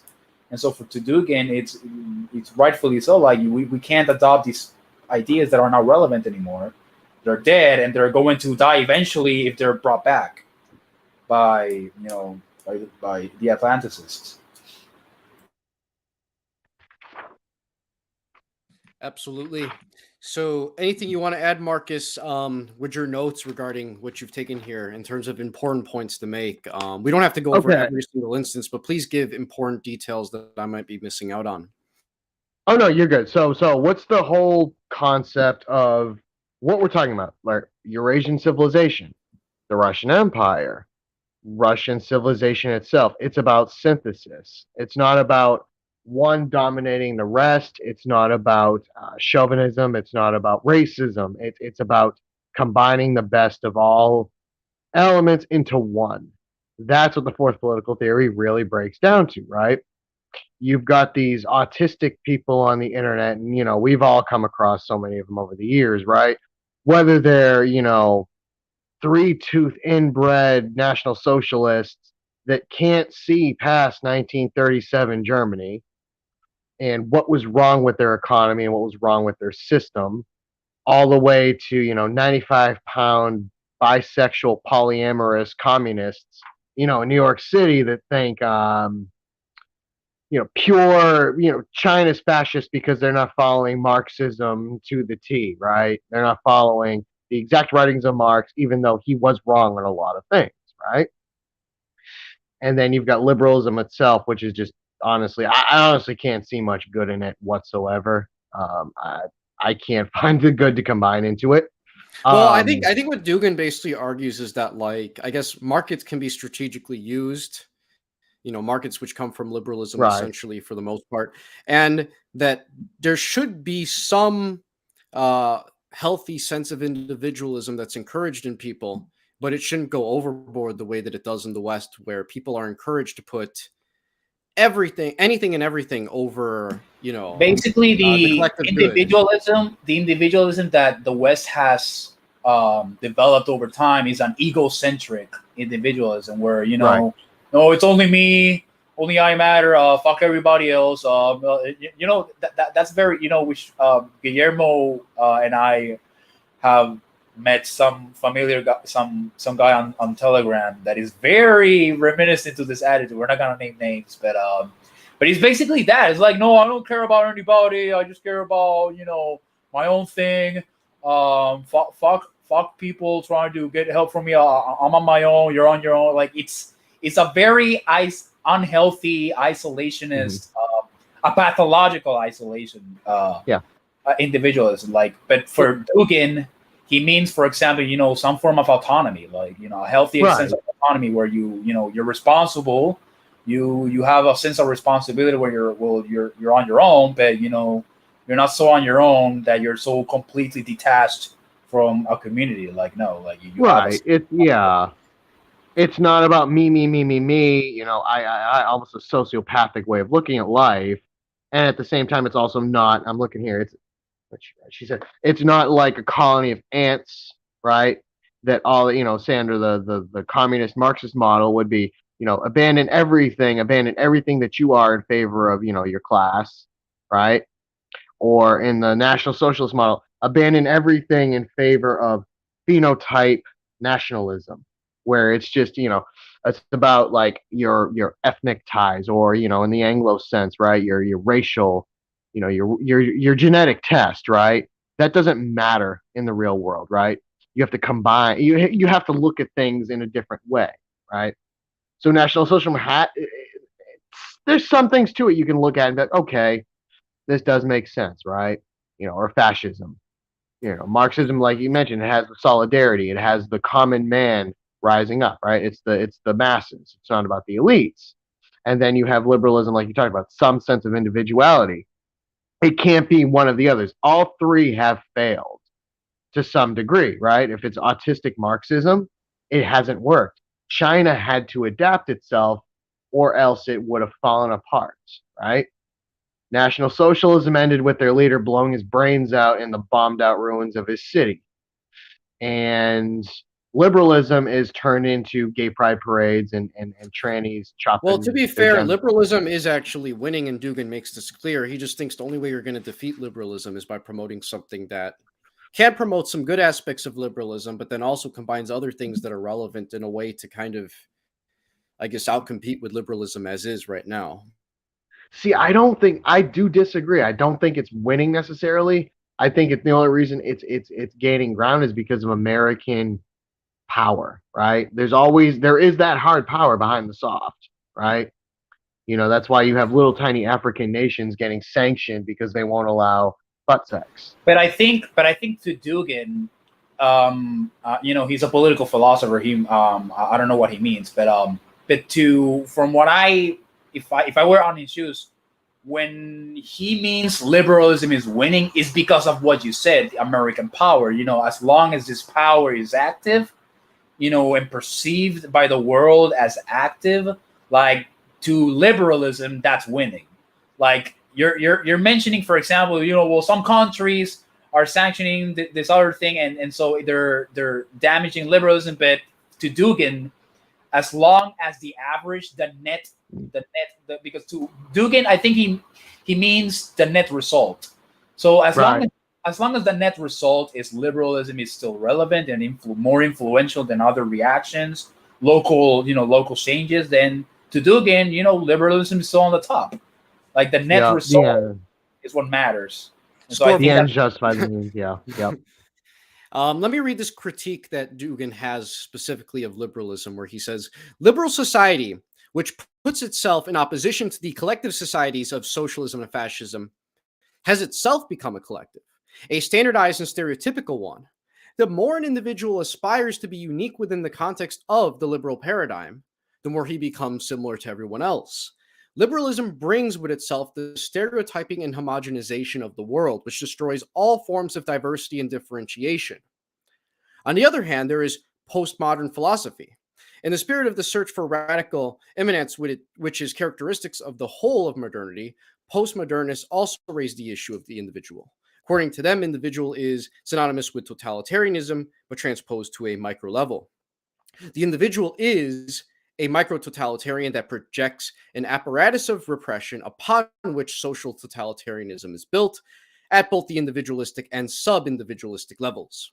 In a Freudian spirit, viewing reason as an instrument for repression as well as projection, postmodernists identify with the totalitarian state, that which suppresses its citizens' freedoms by imposing its point of view upon them. The individual is a concept that is a projection of the degradation and violence of a totalitarian society at its lowest levels. The desires and creative energies of the individual are continually obliterated. Above all, postmodernists believe that social totalitarianism, which he calls fascism and communism, emerge out of the strict hierarchical and totalitarian structure of the rational individual. From this, the concept of liberal totalitarianism as a third totalitarianism derives its meaning and proves itself to be completely justified.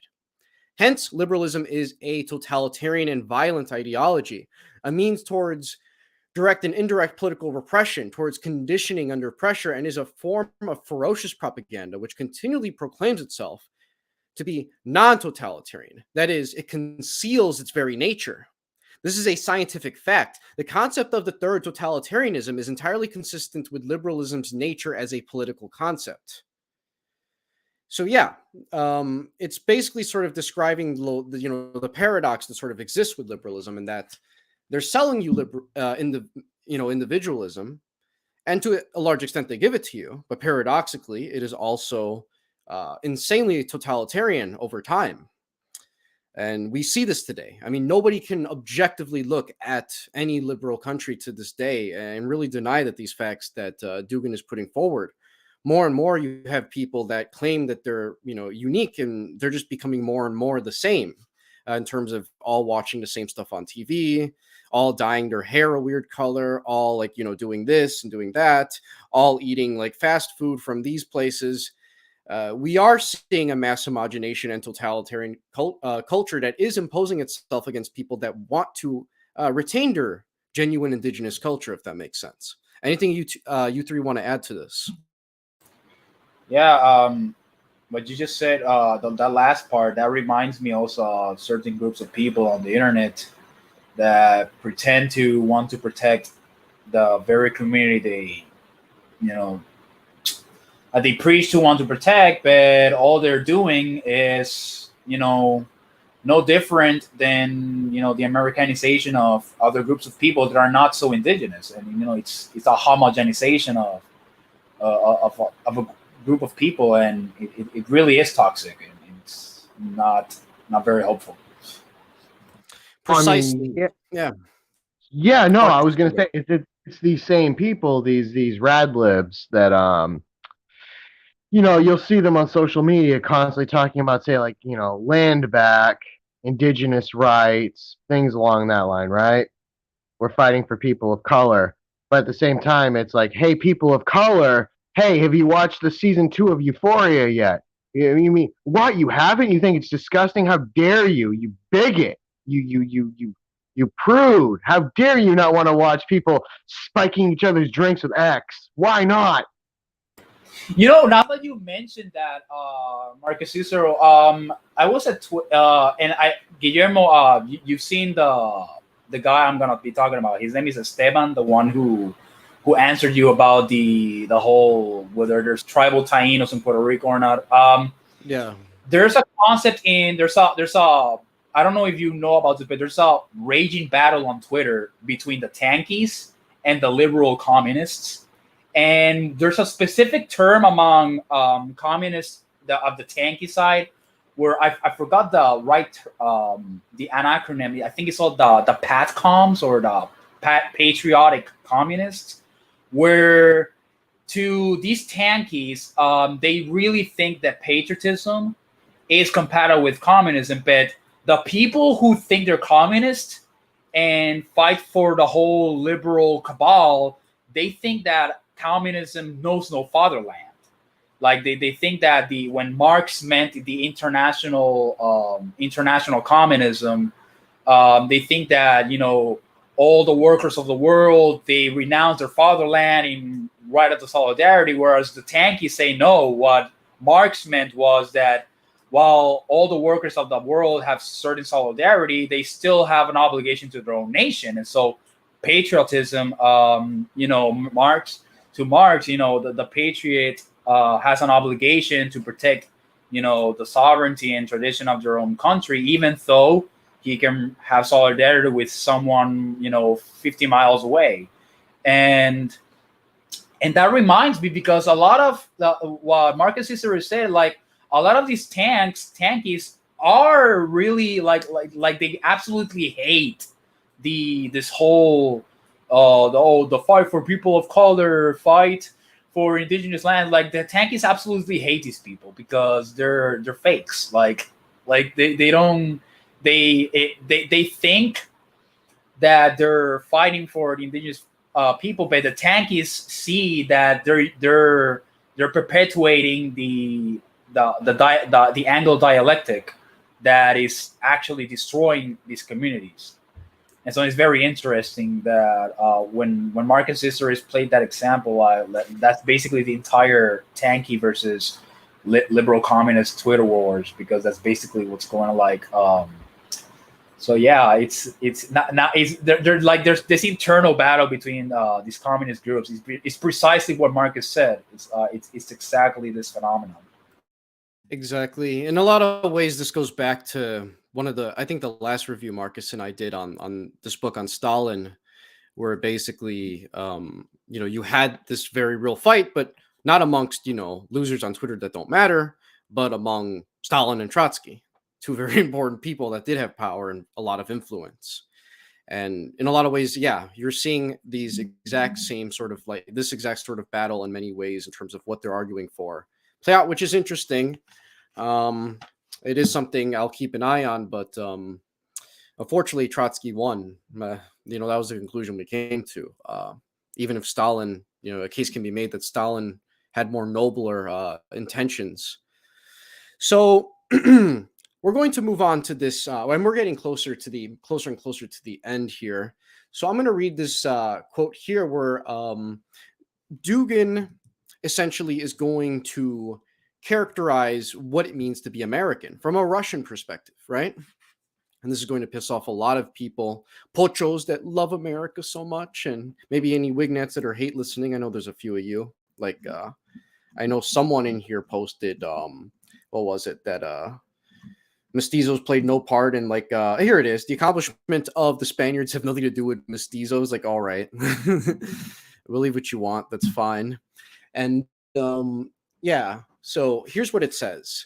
It says, and it might even piss off American socialists in a lot of ways too, the patriotic ones, but that's fine. We're here to, I guess, look for the truth. We're not trying to bend reality to whatever meme ideology we have at the moment. We're just trying to get to what's real and what isn't. So it says here, liberalism and individualism represent the two main characteristics of diffused identity. To be American means to be liberal, individualistic, progressive, and modern. It is not a fixed date. It is a process. The U.S. is not being, but becoming. Above this diffused identity, there are two parallel mainstream ideological narratives, Democrat and Republican. They are the summary of diffused identity, conveying and deforming it simultaneously in their rational approximations. Liberalism is the center. Democrats are a little to the left, Republicans are a little to the right. But both these forms of external identity are based on consensus. All other proposals for the formulation of a new political identity are marginalized because there is insufficient social support for such alternative formulations. The American bipartite political ideological structure is almost a mathematical expression of the American identity, oscillating around its main vectors: liberalism, individualism, freedom, progress, process, development, efficiency, and so on. Under such conditions, there is no deep dimension. Asphalt and the smooth virtual surface don't allow depth to exist. America is a very shallow, hollow society. Its superficiality is the reason for its troubles, but also for its victories. So it also says here that liberalism is at the heart of American society, and that individualism that forms its core values should be accepted as basic features of American identity. That is the birthmark of the artificial construction of American identity as a laboratory project of Western modernity. So this is actually interesting because he sort of makes the argument, and you could actually apply this to basically the republics that exist in South America and in Central America as well. Well, not quite the same, but I'll explain why. And that America was founded, as a liberal republic rebelling against the monarchy. You can't separate that from its ethnogenesis. There was a little bit of, I guess, an Anglo-British sort of thing that was going on in the original 13 colonies, which was a little bit different. But again, this wasn't the vast majority of America, right? The vast majority of America didn't start out as the 13 colonies. These were lands that were taken from primarily France and Spain through over time. And what's different here is that Latin Americans, at the very least, can say we had several centuries where, like, we didn't have this project, if you will, of, if not like outright liberalism, with the U.S. in its founding, you had still the very evil and anti-Catholic and anti-Orthodox British Empire that was primarily merchant-based, that didn't really care about spreading values that I guess Hispanic chauvinists would find to be a positive, and instead we're more just focused on essentially looting areas that they ran into essentially. And piracy was something that was celebrated in Britain, and pirates were given knighthood for a reason. These were the sorts of values that were promoted among the British, even among the British monarchy.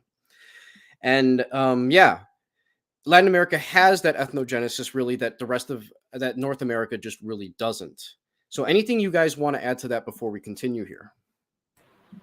That is basically the true stark difference between the Hispanic monarchy and the civilization that they left after, and the Anglo-American, regime that we have now, like the ethnogenesis of our culture, like what the liberal the liberal ideas that cemented the society from its founding. It's not an accident, like people even within America like to think that oh, we're here because something wrong happened somewhere along the way. And for Dugan and for people, even for Hispanic intellectuals, they know this is a logical consequence of its founding. Like what the form of culture that the founding fathers and the subsequent generation afterwards left a legacy on. This is the natural conclusion of the American society in the United States. Like this amalgamation, this mutation, the civilizational mutation, what I will call, it's a natural consequence from its founding. And the ethnogenesis was an absolute. Even after, I will say, like the disaster was absolutely clear after the Civil War, because even from the South, you had like they were different to the Hispanics, but they had some concrete culture of their own. But after Civil War, like you had the Yankee imperialism, and what was the result of that? Was this liberal soup that you see right now that Dugan is highlighting. And yeah, like the people within America, they can complain all they want. Oh, the Republicans are The demon rats are not doing. The Republicans are cocky and letting all these immigrants in, and then the demon rats. But you can complain all you want, but this is the consequence of what the founding fathers set up. Like it's what do you call it? It's a snowball effect. Like once the founding fathers, I will go so far as to say, like the founding fathers weren't fully independent from British. What they did was like it's like how cells divide.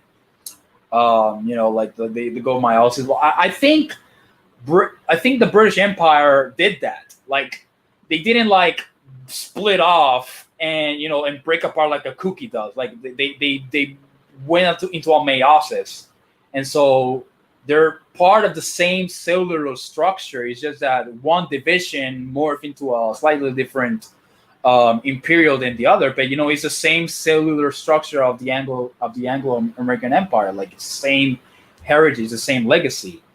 Like sure, it's what it is. No, and I want to just add this real quickly as well, is like whatever you think of like the South, the Confederacy, what have you, whether you like it or not, that's not what this is about. This is about the fact that there was a point in time where Southerners were going through their own legitimate ethnogenesis that included the Southern whites and the Southern blacks. And this ethnogenesis, which did not want to essentially follow the patterns of the North of adopting, going from an agrarian slave-based society, granted a very horrible form of slavery, but, slavery nonetheless, to a wage slave economy where, you have, efficiency is put above everything else. You having a wage and being able to, I guess, collectively bargain as your own person if you don't want to work for this place or this boss. That's sort of the idea that was pushed by the North, and the South didn't want to embrace capitalism. And because the South didn't want to embrace this new, updated, and efficient form of slavery that we call wage slavery or capitalism, civil war ensued. I mean, there were other reasons too. I mean, there isn't just one main reason why the Civil War occurred. It was, a lot of things, but that was, again, an undeniable factor. And anyone that's going to tell you that slavery had nothing to do with it is just stupid. They don't know what they're talking about. Of course it did.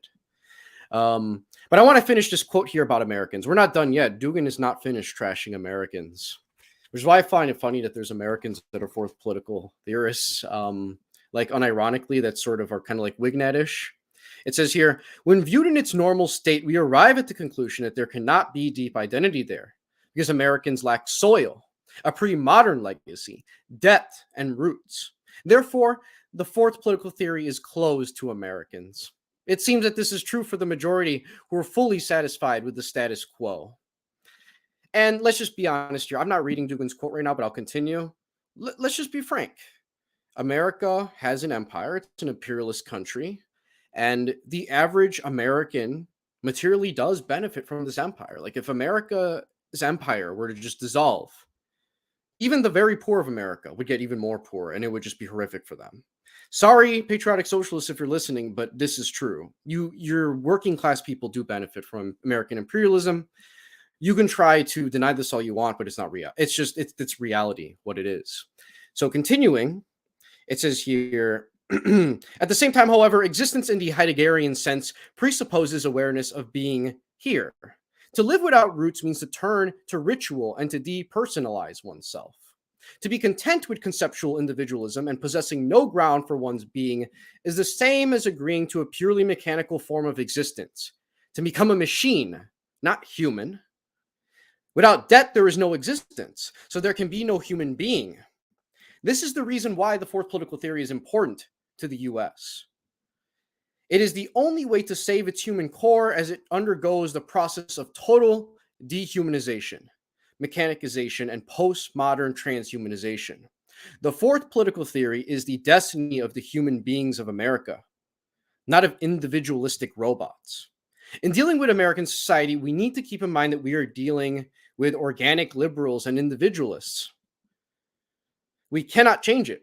We need to accept it and try to install an existential politics within the core of such a unique and particular society. The people is the whole that is more than the sum of its parts. The American people are the parts that think they are whole in themselves and that there is no need for any other whole. Americans are parts without the whole. This might seem strange, but it is so. Americans are liberal and individualistic. This is a real challenge for the fourth political theory. How do we solve this difficult equation? Well, that's an open-ended question on his end. Anything you wanted to add to that that I just read based Oppenheimer or Marcus?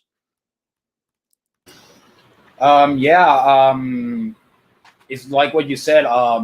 The American people, like whether they like it or not, whether they are the America First nationalists or the pro, spread freedom to the whole world, and we don't know the whole package deal, the work, where that's coming from. They have to admit that the American regime, they can point to the most horrible things that they can do to their own people, like fine, like they can do that, but at the end of the day, they're in terms of economics and social security, like they benefit from it. Like it's how they live, it's how they make a living. Like all these useless wars as they go, like it goes to their pocket. Like and as for how difficult it will be for U.S. Americans, well, that is indeed an open question but in my opinion, I think it's just lost to them because, real authentic I will go so far as to say real, authentic, cultured Americans are not Americans, because the entire point of being an American is, like Dugan said, like it's to be a liberal. And what's a liberal? A liberal is a ruthless, homogeneous, superficial, a person that has no sense of culture except his own egoism. And so, if once an American adopts something more transcendental than his national identity, well, he's not an American anymore. And that's been the case. And there are even examples by Americans admitting this to other Americans who identify as Catholic. Like I think Rancho put a video on GC where I forgot her name. Damn it, she was actually against immigration by Hispanics, but she basically said that American Catholics aren't so American. Like she even says that, like, the American Catholics who assimilate to America don't think they're American enough. And, that's very revealing of American society to all Catholics who identify as American. It seems like the more devout you are to your Catholicity, the less American you are, and that's an interesting phenomenon to people within America observed by our Catholics. I mean, I would say that. I would say pure Americanism is, it doesn't even. It's the last vestiges of a dying Anglo race, right? It's like we talked about, the South it came close to its own ethnogenesis, and when that was broken, you were left with the shell of a culture, right? The shell of an ethnos. And I mean, I live in the South. I live among, upper class white Anglo Southerners, right? And the accent's still there. The Protestantism is still there. There's little vestiges of the culture that are still there, but it's really just a dying, hollowed out civilization. It's on its way out. It's very weak. It's very shallow. There really isn't much to it.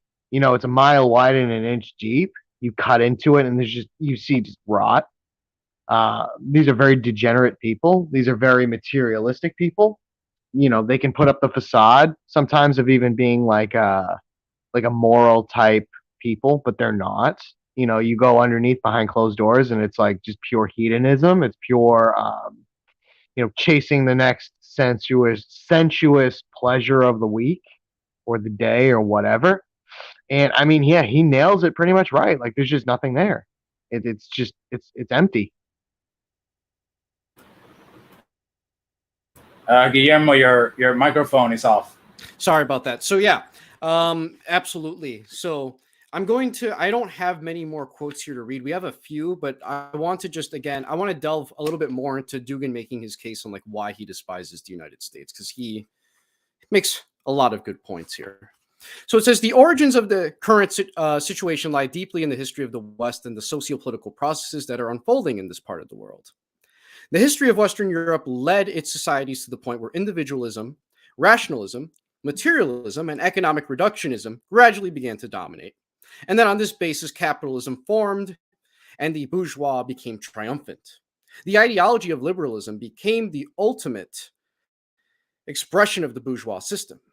Exactly this ideological, philosophical, political, and economic line led to the current situation. At the time of modernity, Europe was the cradle of a materialistic liberal civilization, which it imposed on the other peoples of the earth through its colonialist and imperialistic policies. And then it says here, I'm not going to read all of this, just the important snippets. It says, the United States and its policies around the world is a terrible scourge and a major factor in upholding and strengthening the existing order of things. All the catastrophe trends of our time stem from this foundation. The American economy is based on the dominance of the financial sector, which completely supplanted the value of industrial production and agriculture. The vast majority of American citizens are employed in the service sector. They produce nothing concrete. So we're talking about, like, retail, restaurants. That's where most Americans work, like, just how it is. America's financial parasitism applies to the entire planet, because the dollar, which printed without any limitations by its Federal Reserve System, is the primary global reserve currency. The world economy is a U.S.-centric and works for the benefit of U.S. interests of whether this economy is effective and efficient or not. And then the United States consumes a large percent of the world's resources per capita, which contaminates the atmosphere with toxic waste and throwing billions of tons of debris into the environment. The US uses up resources from the rest of the world and establishes control over its suppliers through its military, strategic, diplomatic, and economic dominance. Hence, the US can set the global prices for a commodity from which the United States itself usually benefits. This model of American world hegemony creates a major imbalance in the world economy, as well as injustice and exploitation, and draws us closer to the inevitable collapse of resources. It says here, let's see. It says American society was originally based on a mixture of cultures, nations, and ethnic groups according to the principles of the melting pot. The absence of organic ethnic ties was the result of this. Spreading its influence throughout the rest of the world, the US also promotes this cosmopolitan principle, proclaiming it as a universal norm. Furthermore, the US acts as its driving force, routinely depriving one country after another of their right of national sovereignty and non-interference in domestic affairs whenever it is appropriate to its interests. The US NATO invasions of Serbia, Afghanistan, Iraq, Libya are examples of this in practice. The US plays the major role in promoting cosmopolitanism and a desovereignization of nations and states. Anything you guys want to add to that before I read any few more things where he dunks on America? Nope. Okay. Nope. So it says here, Go the for global it. mass media, on whose conscience lies the creation of absolutely false virtual images of the world in accordance with the interests of the global oligarchy, are mostly American and represent the continuation of American media and policies. Acting in the interests of the global transnational elite, they base their ways of doing things on the U.S. information network. In the American society itself, the general population is extremely ignorant and exhibits a lack of culture combined with their naivete of American influence. Of trusting in entirely false, deceptive, and fabricated notions that are disseminated by the entertainment industry, the media, and other means. This archetype of ignorance, which is a cartoon representation of the world, society, history, and so on, is spread by the US in tandem with its export of American technology and skills to those countries which fall into the grip of its hegemony. The American system of knowledge, which is focused exclusively on pragmatic and material interests, is based primarily on the exploitation of intellectuals and is almost entirely comprised of immigrants from other countries. It represents the culmination of the distortion of the sphere of knowledge for the sake of propaganda, as well as utilitarian benefits. Americans have a very specific conception of progress. They believe in the unlimited growth potential of their economic system and are confident about the future, which from their point of view should be American. Most of them sincerely believe in expansion of the American way of life to all of humanity to be a real boon and goal, and are perplexed when faced with rejection and an entirely different negative reaction. What Americans call progress, the democratization, development, and civilizing of the rest of the world is in fact a degradation, colonization, degeneration, degeneracy, and paradoxically, a peculiar form of liberal dictatorship. It is no exaggeration to say that the United States is a stronghold of militant liberalism, a visible embodiment and progenitor of all the evil that plagues humanity today, and a powerful mechanism that steadily leads humanity towards the final catastrophe. This is the empire of absolute evil. The hostages and victims of the disastrous course of this empire are not only all other nations, but also ordinary Americans, who are no different from the rest of the conquered, fleeced, deprived, and persecuted peoples of the earth. They too are part of the slaughter of nations. And it says, it is significant that the national symbols of America are quite sinister in form. The Statue of Liberty resembles the Greek goddess of hell, Hecate, and her torch, which is lit up at night, alludes to the fact that this is a country of night. The dollar sign resembles the Pillar of Hercules, beyond which, according to the ancient Greeks, was the region of Atlantis, that of titans and demons, which sank because of its pride, materialism, and corruption. However, instead of the inscription Nec plus ultra, or nothing beyond, which was made on an aegis upon the columns, the Americans have put the inscription plus ultra, or further beyond. They have thus broken a symbolic ban in the process of morally justifying the construction of construction of, let me see here, of their hellish civilization, the Masonic pyramid appears on the Great Seal of the United States, but has no top, symbolizing a society without a vertical hierarchy that is cut off from its heavenly source. No less ominous are its other symbols. These are details, and they can be looked at in different ways, but knowing what a huge role they play in human culture at the same time, we must not neglect such significant symbols. And then it says the US leads other societies to ruin and perishes itself. At the same time, the scale of catastrophic processes is such that it would be naive to expect that someone in this situation would be able to wriggle out from under the destructive power of the falling idol alone. The question is not simply push the falling one, but to nudge it to such a place that we are out of danger so that it does not crush us. The American Tower of Babel is destined to collapse, but it is very likely that all their countries will be buried under its rubble. And yeah, I mean, there's a ton more I can read, but I mean, I could tell you were liking the parts about the Statue of Liberty and these other symbols, Oppenheimer. Well, one of the things that caught my attention when Dugin mentioned, said it was the plus, which is interesting because in Spain, one of their biggest motto was plus ultra, and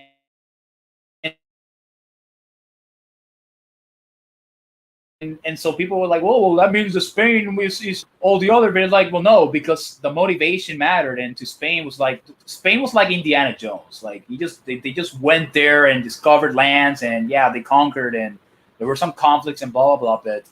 But to them, they were more generative. Their empire was generative, whereas the plus ultra of the United States is invasory. It's predatory.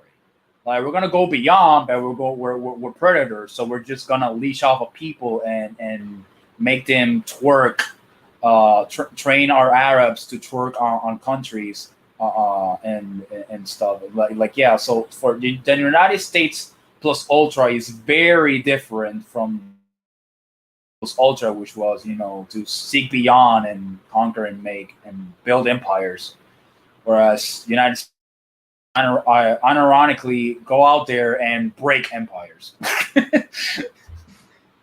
Right. So I'm going to read this last paragraph where he's dunking on America because I think it's good. It says, the United States and the elements behind disembodied transnational finance are the poles of the catastrophic processes that are inevitably leading humanity and the global system to commit suicide, and as such are the basis for all forces opposed to the status quo to join into a single global anti-American front. A movement conspiring all of humanity should be created, the network and structure of which would unite all those who want to see the fall of the US and who are ready to take some part in the struggle to make it happen. This is not about America as a country, but about Americanism as a principle. It is not about the American state, but about the structural core of a global network of subjugation, submission, deceit, and parasitism.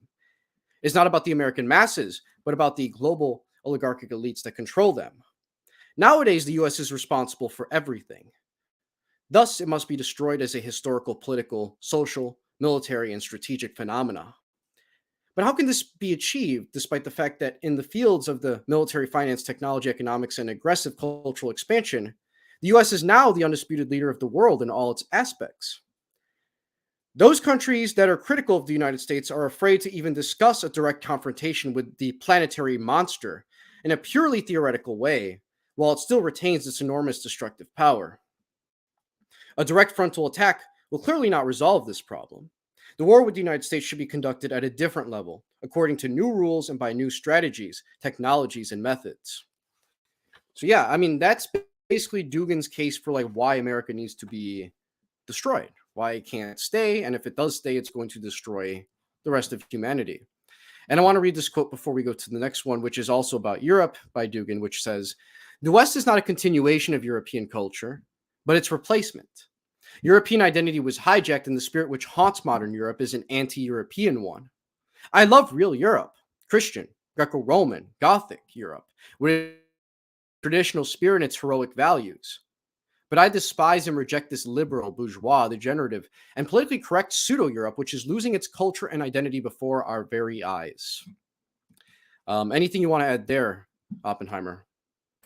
Yeah, it's absolutely true. Like the Europe that we have now, especially Western Europe, which that's basically the Europe he's referring to is very much the Western Europe. Yeah, it's not a continuation of the West; it's a replacement.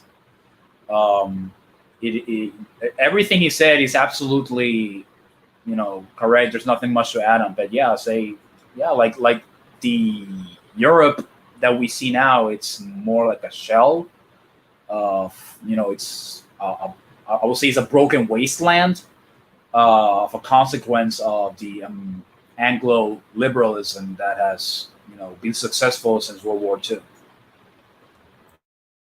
Yeah, absolutely. So we don't have much more here. I actually just have like basically one more quote. So what's interesting is Dugan actually has a chapter like about Wig, or not a chapter, but well, it is a chapter essentially on Wignats. Believe it or not, like this was something that I guess in Alliance he was considering making at the time.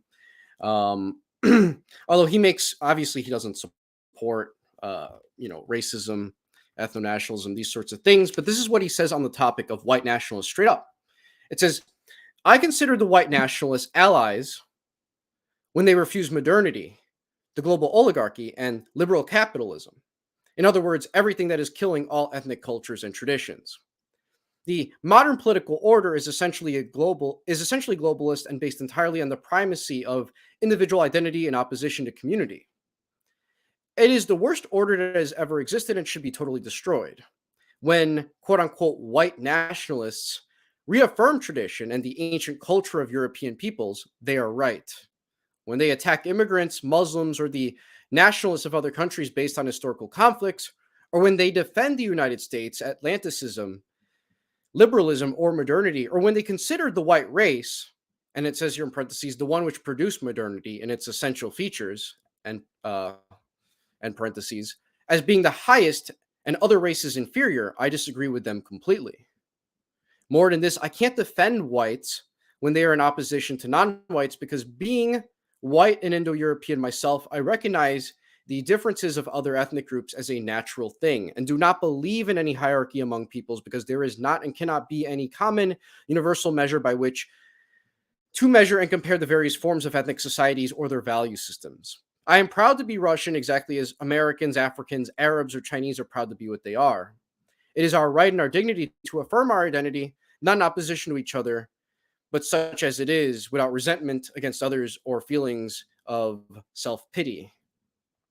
I cannot defend the concept of the nation because the idea of nation is a bourgeois concept concocted as a part of modernity in order to destroy traditional societies, empires, and religions, and to replace them with artificial pseudo-communities based on the notion of individualism. All of that is wrong. The concept of the nation is now being destroyed by the same forces that created it, back during the first stage of modernity.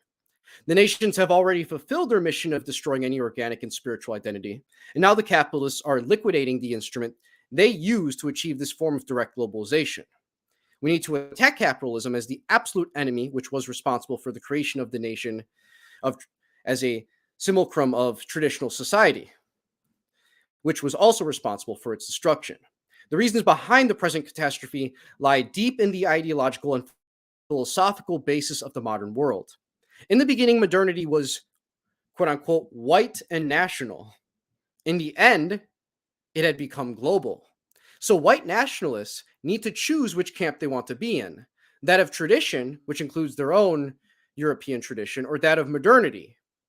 Atlanticism, liberalism, and individualism are all forms of absolute evil for the European identity since they are incompatible with it. So yeah, that's kind of like what he's saying to them. Okay, so we the need thing to is, like, hold on, real quick. So when he says, like, look, I'll support white nationalists if they refuse modernity, the global oligarchy, and liberal capitalism, all of these things that kill cultures of religion. 99% of white nationalists, like, literally are the exact opposite of that. When you press them hard enough, it is literally the exact opposite. So one of the things there's really not any cause to be made. But yes, yeah, continue. yeah, that's basically what I was gonna say. But also a detail is that that very last part that you quoted, that's an implicit way of deconstructing white nationalism. As a not as a cringe internet rhetoric, but like the concept of a white nationalist idea is that he deconstructs it because, as he said, the idea of a nation is a bourgeoisie construct that it's a product of the liberal order, and if he's against that, then he's gonna, in extension, be against white nationalism, because white nationalism is just the bourgeoisie, but for whites, and that's the same thing that America was unironically built upon. Like, America was supposed, like, the founding of the United States was precisely, to Dugin, was a white nationalist project. Like, only white of good characters were able to migrate to the United States, and to Dugin, that's an unacceptable order in the planet. Well, so can I just say something? Saying, no, I don't want white nationalism. No, so we actually touched upon this when I think you were there for it, actually, when we read Fascist's essay on what are the foundations of whiteness, right?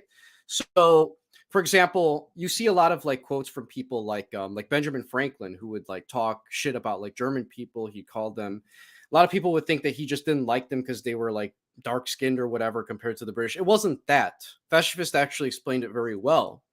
It was the reason there was a lot of huge German phobia from many of the founding fathers was because Germany at this time was a country that was, I believe, primarily Catholic. I don't think.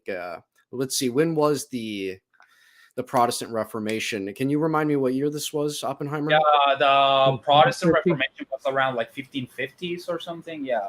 So there were Protestants in Germany, but it hadn't caught on to the effect yeah, exactly.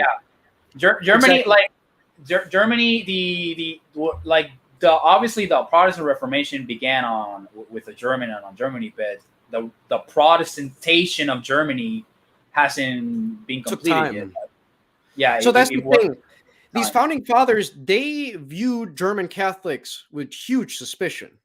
And that was a sort of thing of determining, who was going to be the most desirable group of immigrants to the United States whenever they created the Nationalization Act of 1790 that Wignats love to cite so much, that claims only white people of good character. Well, here's the thing. In terms of selecting for immigrants after this Naturalization Act was put in, it essentially created a situation where primarily Northwestern Protestants were the preferred group of immigrants. And to the extent that Catholics from places like Ireland and, came in large numbers later on, a little bit later on, in American history, it became the goal of America to destroy these Irish and Catholic roots in them and to essentially Protestantize them. And not even just in America. In Ireland, too, the British Empire was offering a lot of carrot and stick methods to essentially destroy Catholicism in Ireland. We went over this with Marcus when we did, actually Noel was there too, when we did the book review on how the Irish became white by Noel Ignatieff. Basically, Ignatieff highlighted the fact that in Ireland, the British passed laws essentially, which, made it to where if you have an Irish family and the father's Catholic and one of the sons converts to Protestantism, or I think specifically Anglicanism is what they wanted, but it could have just been Protestantism in general. I'm not entirely sure. It's one of those two. If he were to convert to what the British essentially wanted, he would automatically become number one in his father's will, regardless of what the actual father wanted. There were just a million incentives where essentially they created in a lot of ways, sort of I guess, quasi-religious apartheid state in Ireland and then the British Isles in general, where if you were Catholic, you were treated like complete crap, and for good reason. And they would do everything to make you feel like shit. And they would do everything to say, well, all you got to do is convert and essentially be a white Protestant and, you'll be on good terms. And that's sort of the thing that a lot of people don't get about American history, is that there were a lot of Irish people that moved to America, especially from the very beginning. But a large chunk at the very beginning were Protestant Irishmen, very, pick-me types. And the British didn't have any problems with that. These weren't the Irish that were being subjugated. It was specifically the ones that wanted to hold on to their Catholic roots. And there was also a big reason why areas from Catholic and Orthodox parts of Eastern Europe were very much restricted in terms of like being able to travel to the U.S. and naturalize there. Obviously, some Slavs were able to do it, but they set up the policy so that the vast majority of immigrants to the United States would be Northwestern European Protestants, and for a reason, because they believed those were white values. That's how they assigned it. This isn't me telling you what white values are. It's the fact that the founding fathers viewed, a white person of good character as a Protestant from Northwestern Europe. And that's the reality that you have to deal with. Or a Jew. They love Jews too. Not only that, but this Naturalization Act, don't get the wrong idea that, but that's just so recent after the revolution. No. These ideas are as old as Benjamin Franklin's essay on 1754, I think. Benjamin Franklin drafted these ideas. Like he wrote a 24 paragraph essay on certain things that regarding how our nation is to be built.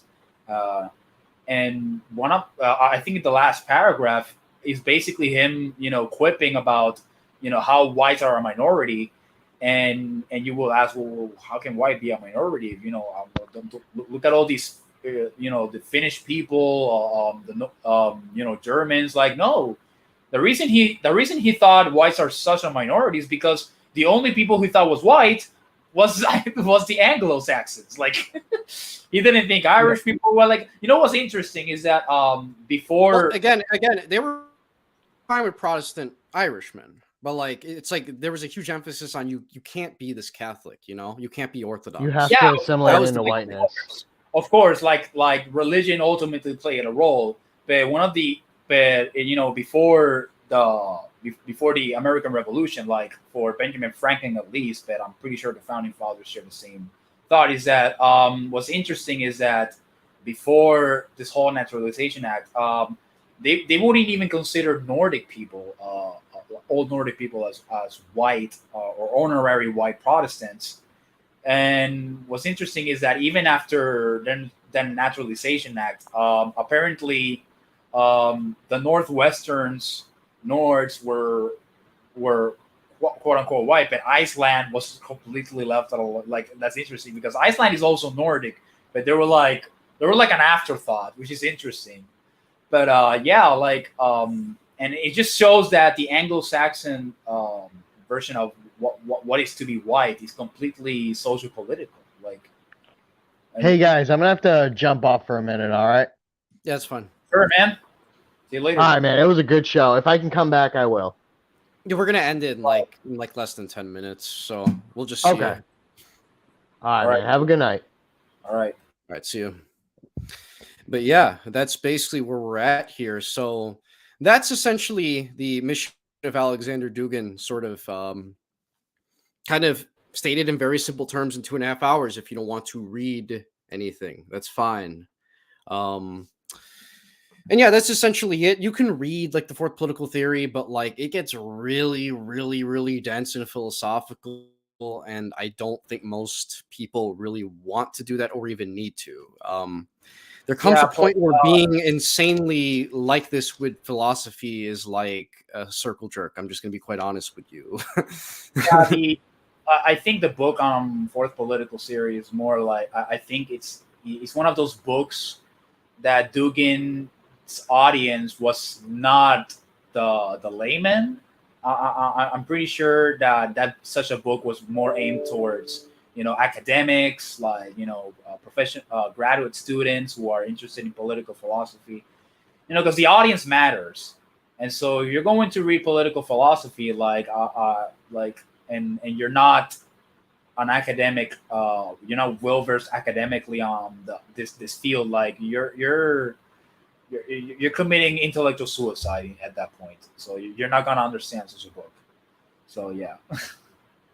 Yeah, and I just want to read this comment that says by Noel. It says, today both Mexico and Ireland are pro-abortion and gay marriage. I want to just respond to that. I actually saw a photo on Twitter. I forget the name of this party in Mexico, but I think they're the mainstream right-wing party that was essentially founded by the Cristeros, right? So they were posing with I believe the rainbow flag and the flag for the people that change their genders, if you know what I mean. I'm trying not to trigger any algorithms by saying the T word. So you get what I'm talking about. And these are like, this is modern Mexico, where the conservative party celebrates these values now. And it's like, what does that tell you about like the state of Mexico right now? It's not good. And what Oh makes me my even more sad is Colombia is like worse. Somehow Colombia always manages to outdo everything Mexico does, which is insane. Like all the worst part of Mexican society, Colombia just ramps it up to an insane degree. And yeah, that's sort of like it. But that's when you base your country off of liberalism, when you make that the prevailing myth and ideology of your people, this is inevitable. And yeah, Hispanics do have centuries of a pre-liberal, I guess, past to look to and to be inspired from, and that has affected the culture and made it harder to essentially do the modern version of the Protestant Reformation onto these people. It's still happening. It's still very much happening, and a lot of countries are catching up very fast. There are places like Nicaragua that are holding out, but even then, Yeah, because players are like losing very Nicaragua may be heavily. holding out, but even Nicaragua has its own struggles. Like now they like yeah, like and the thing is that even when Nicaragua is holding out, like they're alone. I think they're like the only country right as of now that left this pro-American Latino union. I don't know. I forgot the name, the acronym, but basically Nicaragua was like the first to leave because they said like it's a fucking shithole. You know, union that it's ultimately serving American interests. And so they leave. It was basically a political statement that we're not serving the American empire. And so and I think that's an invitation for other Hispanic countries to like take a page on their book and like leave while you can. Eat like you're like Nicaragua was like suffering right now. Being detached completely from American influence, like they're struggling, like they have their own struggles, but it's worth it. It's like Rancho said, they rather eat shit than serve steak by the Anglo masters that is probably filled with spit and virus and vaccines. But yeah, like better to eat your own shit than serve the Anglo American empire that kills you even worse. Absolutely. So yeah, I mean that's sort of Eurasianism and the fourth political theory kind of summed up. I think it was important to make this due to the things that were going on in Russia and the Ukraine, and especially the fact that the term Duginism or Duginist is it's an insult, and it is an insult and an accusation that has gone across the political spectrum. I've seen it in all corners of the political sphere. There are Wignats that accuse others of being Duginists. There are communists on the internet that accuse each other of being Duginists. Inversely, there's people of these ideologies that are trying to more embrace Duginism. And then there's a lot of just other different spheres that are talking about Duginism a lot more. And again, this is just something, the reason for this is because, again, Alexander Dugin, whether you like him or hate him, that's not what this is about. He's the most relevant, I guess, philosopher and geopolitical writer. There's nobody that's more influential than him in this modern era. Like there aren't any. So he's kind of like holding down the fort for now. Maybe there'll be more people talking and putting their input on ways for places that are trying to oppose American influence to go forward. But right now, this is clearly the largest sort of movement, quote unquote, in the world where people are sort of coming together saying, we may not like each other in certain ways. We may have these ethnic, religious differences, but like America has to go. And that's sort of the sales pitch here, that America needs to go and other empires will naturally form that will respect, regional autonomy. Honestly, if indigenistas were intelligent, they would probably be fourth political theorists instead of like these weird ethno-nationalists, because like you're not going to have your own little Indian. That's not going to happen. Sorry. Closest you ever got was the Indian republics, and they overthrew the crown, so that's over. The republics, the actual like Bolivarian republics, destroyed all this shit. They're not coming back.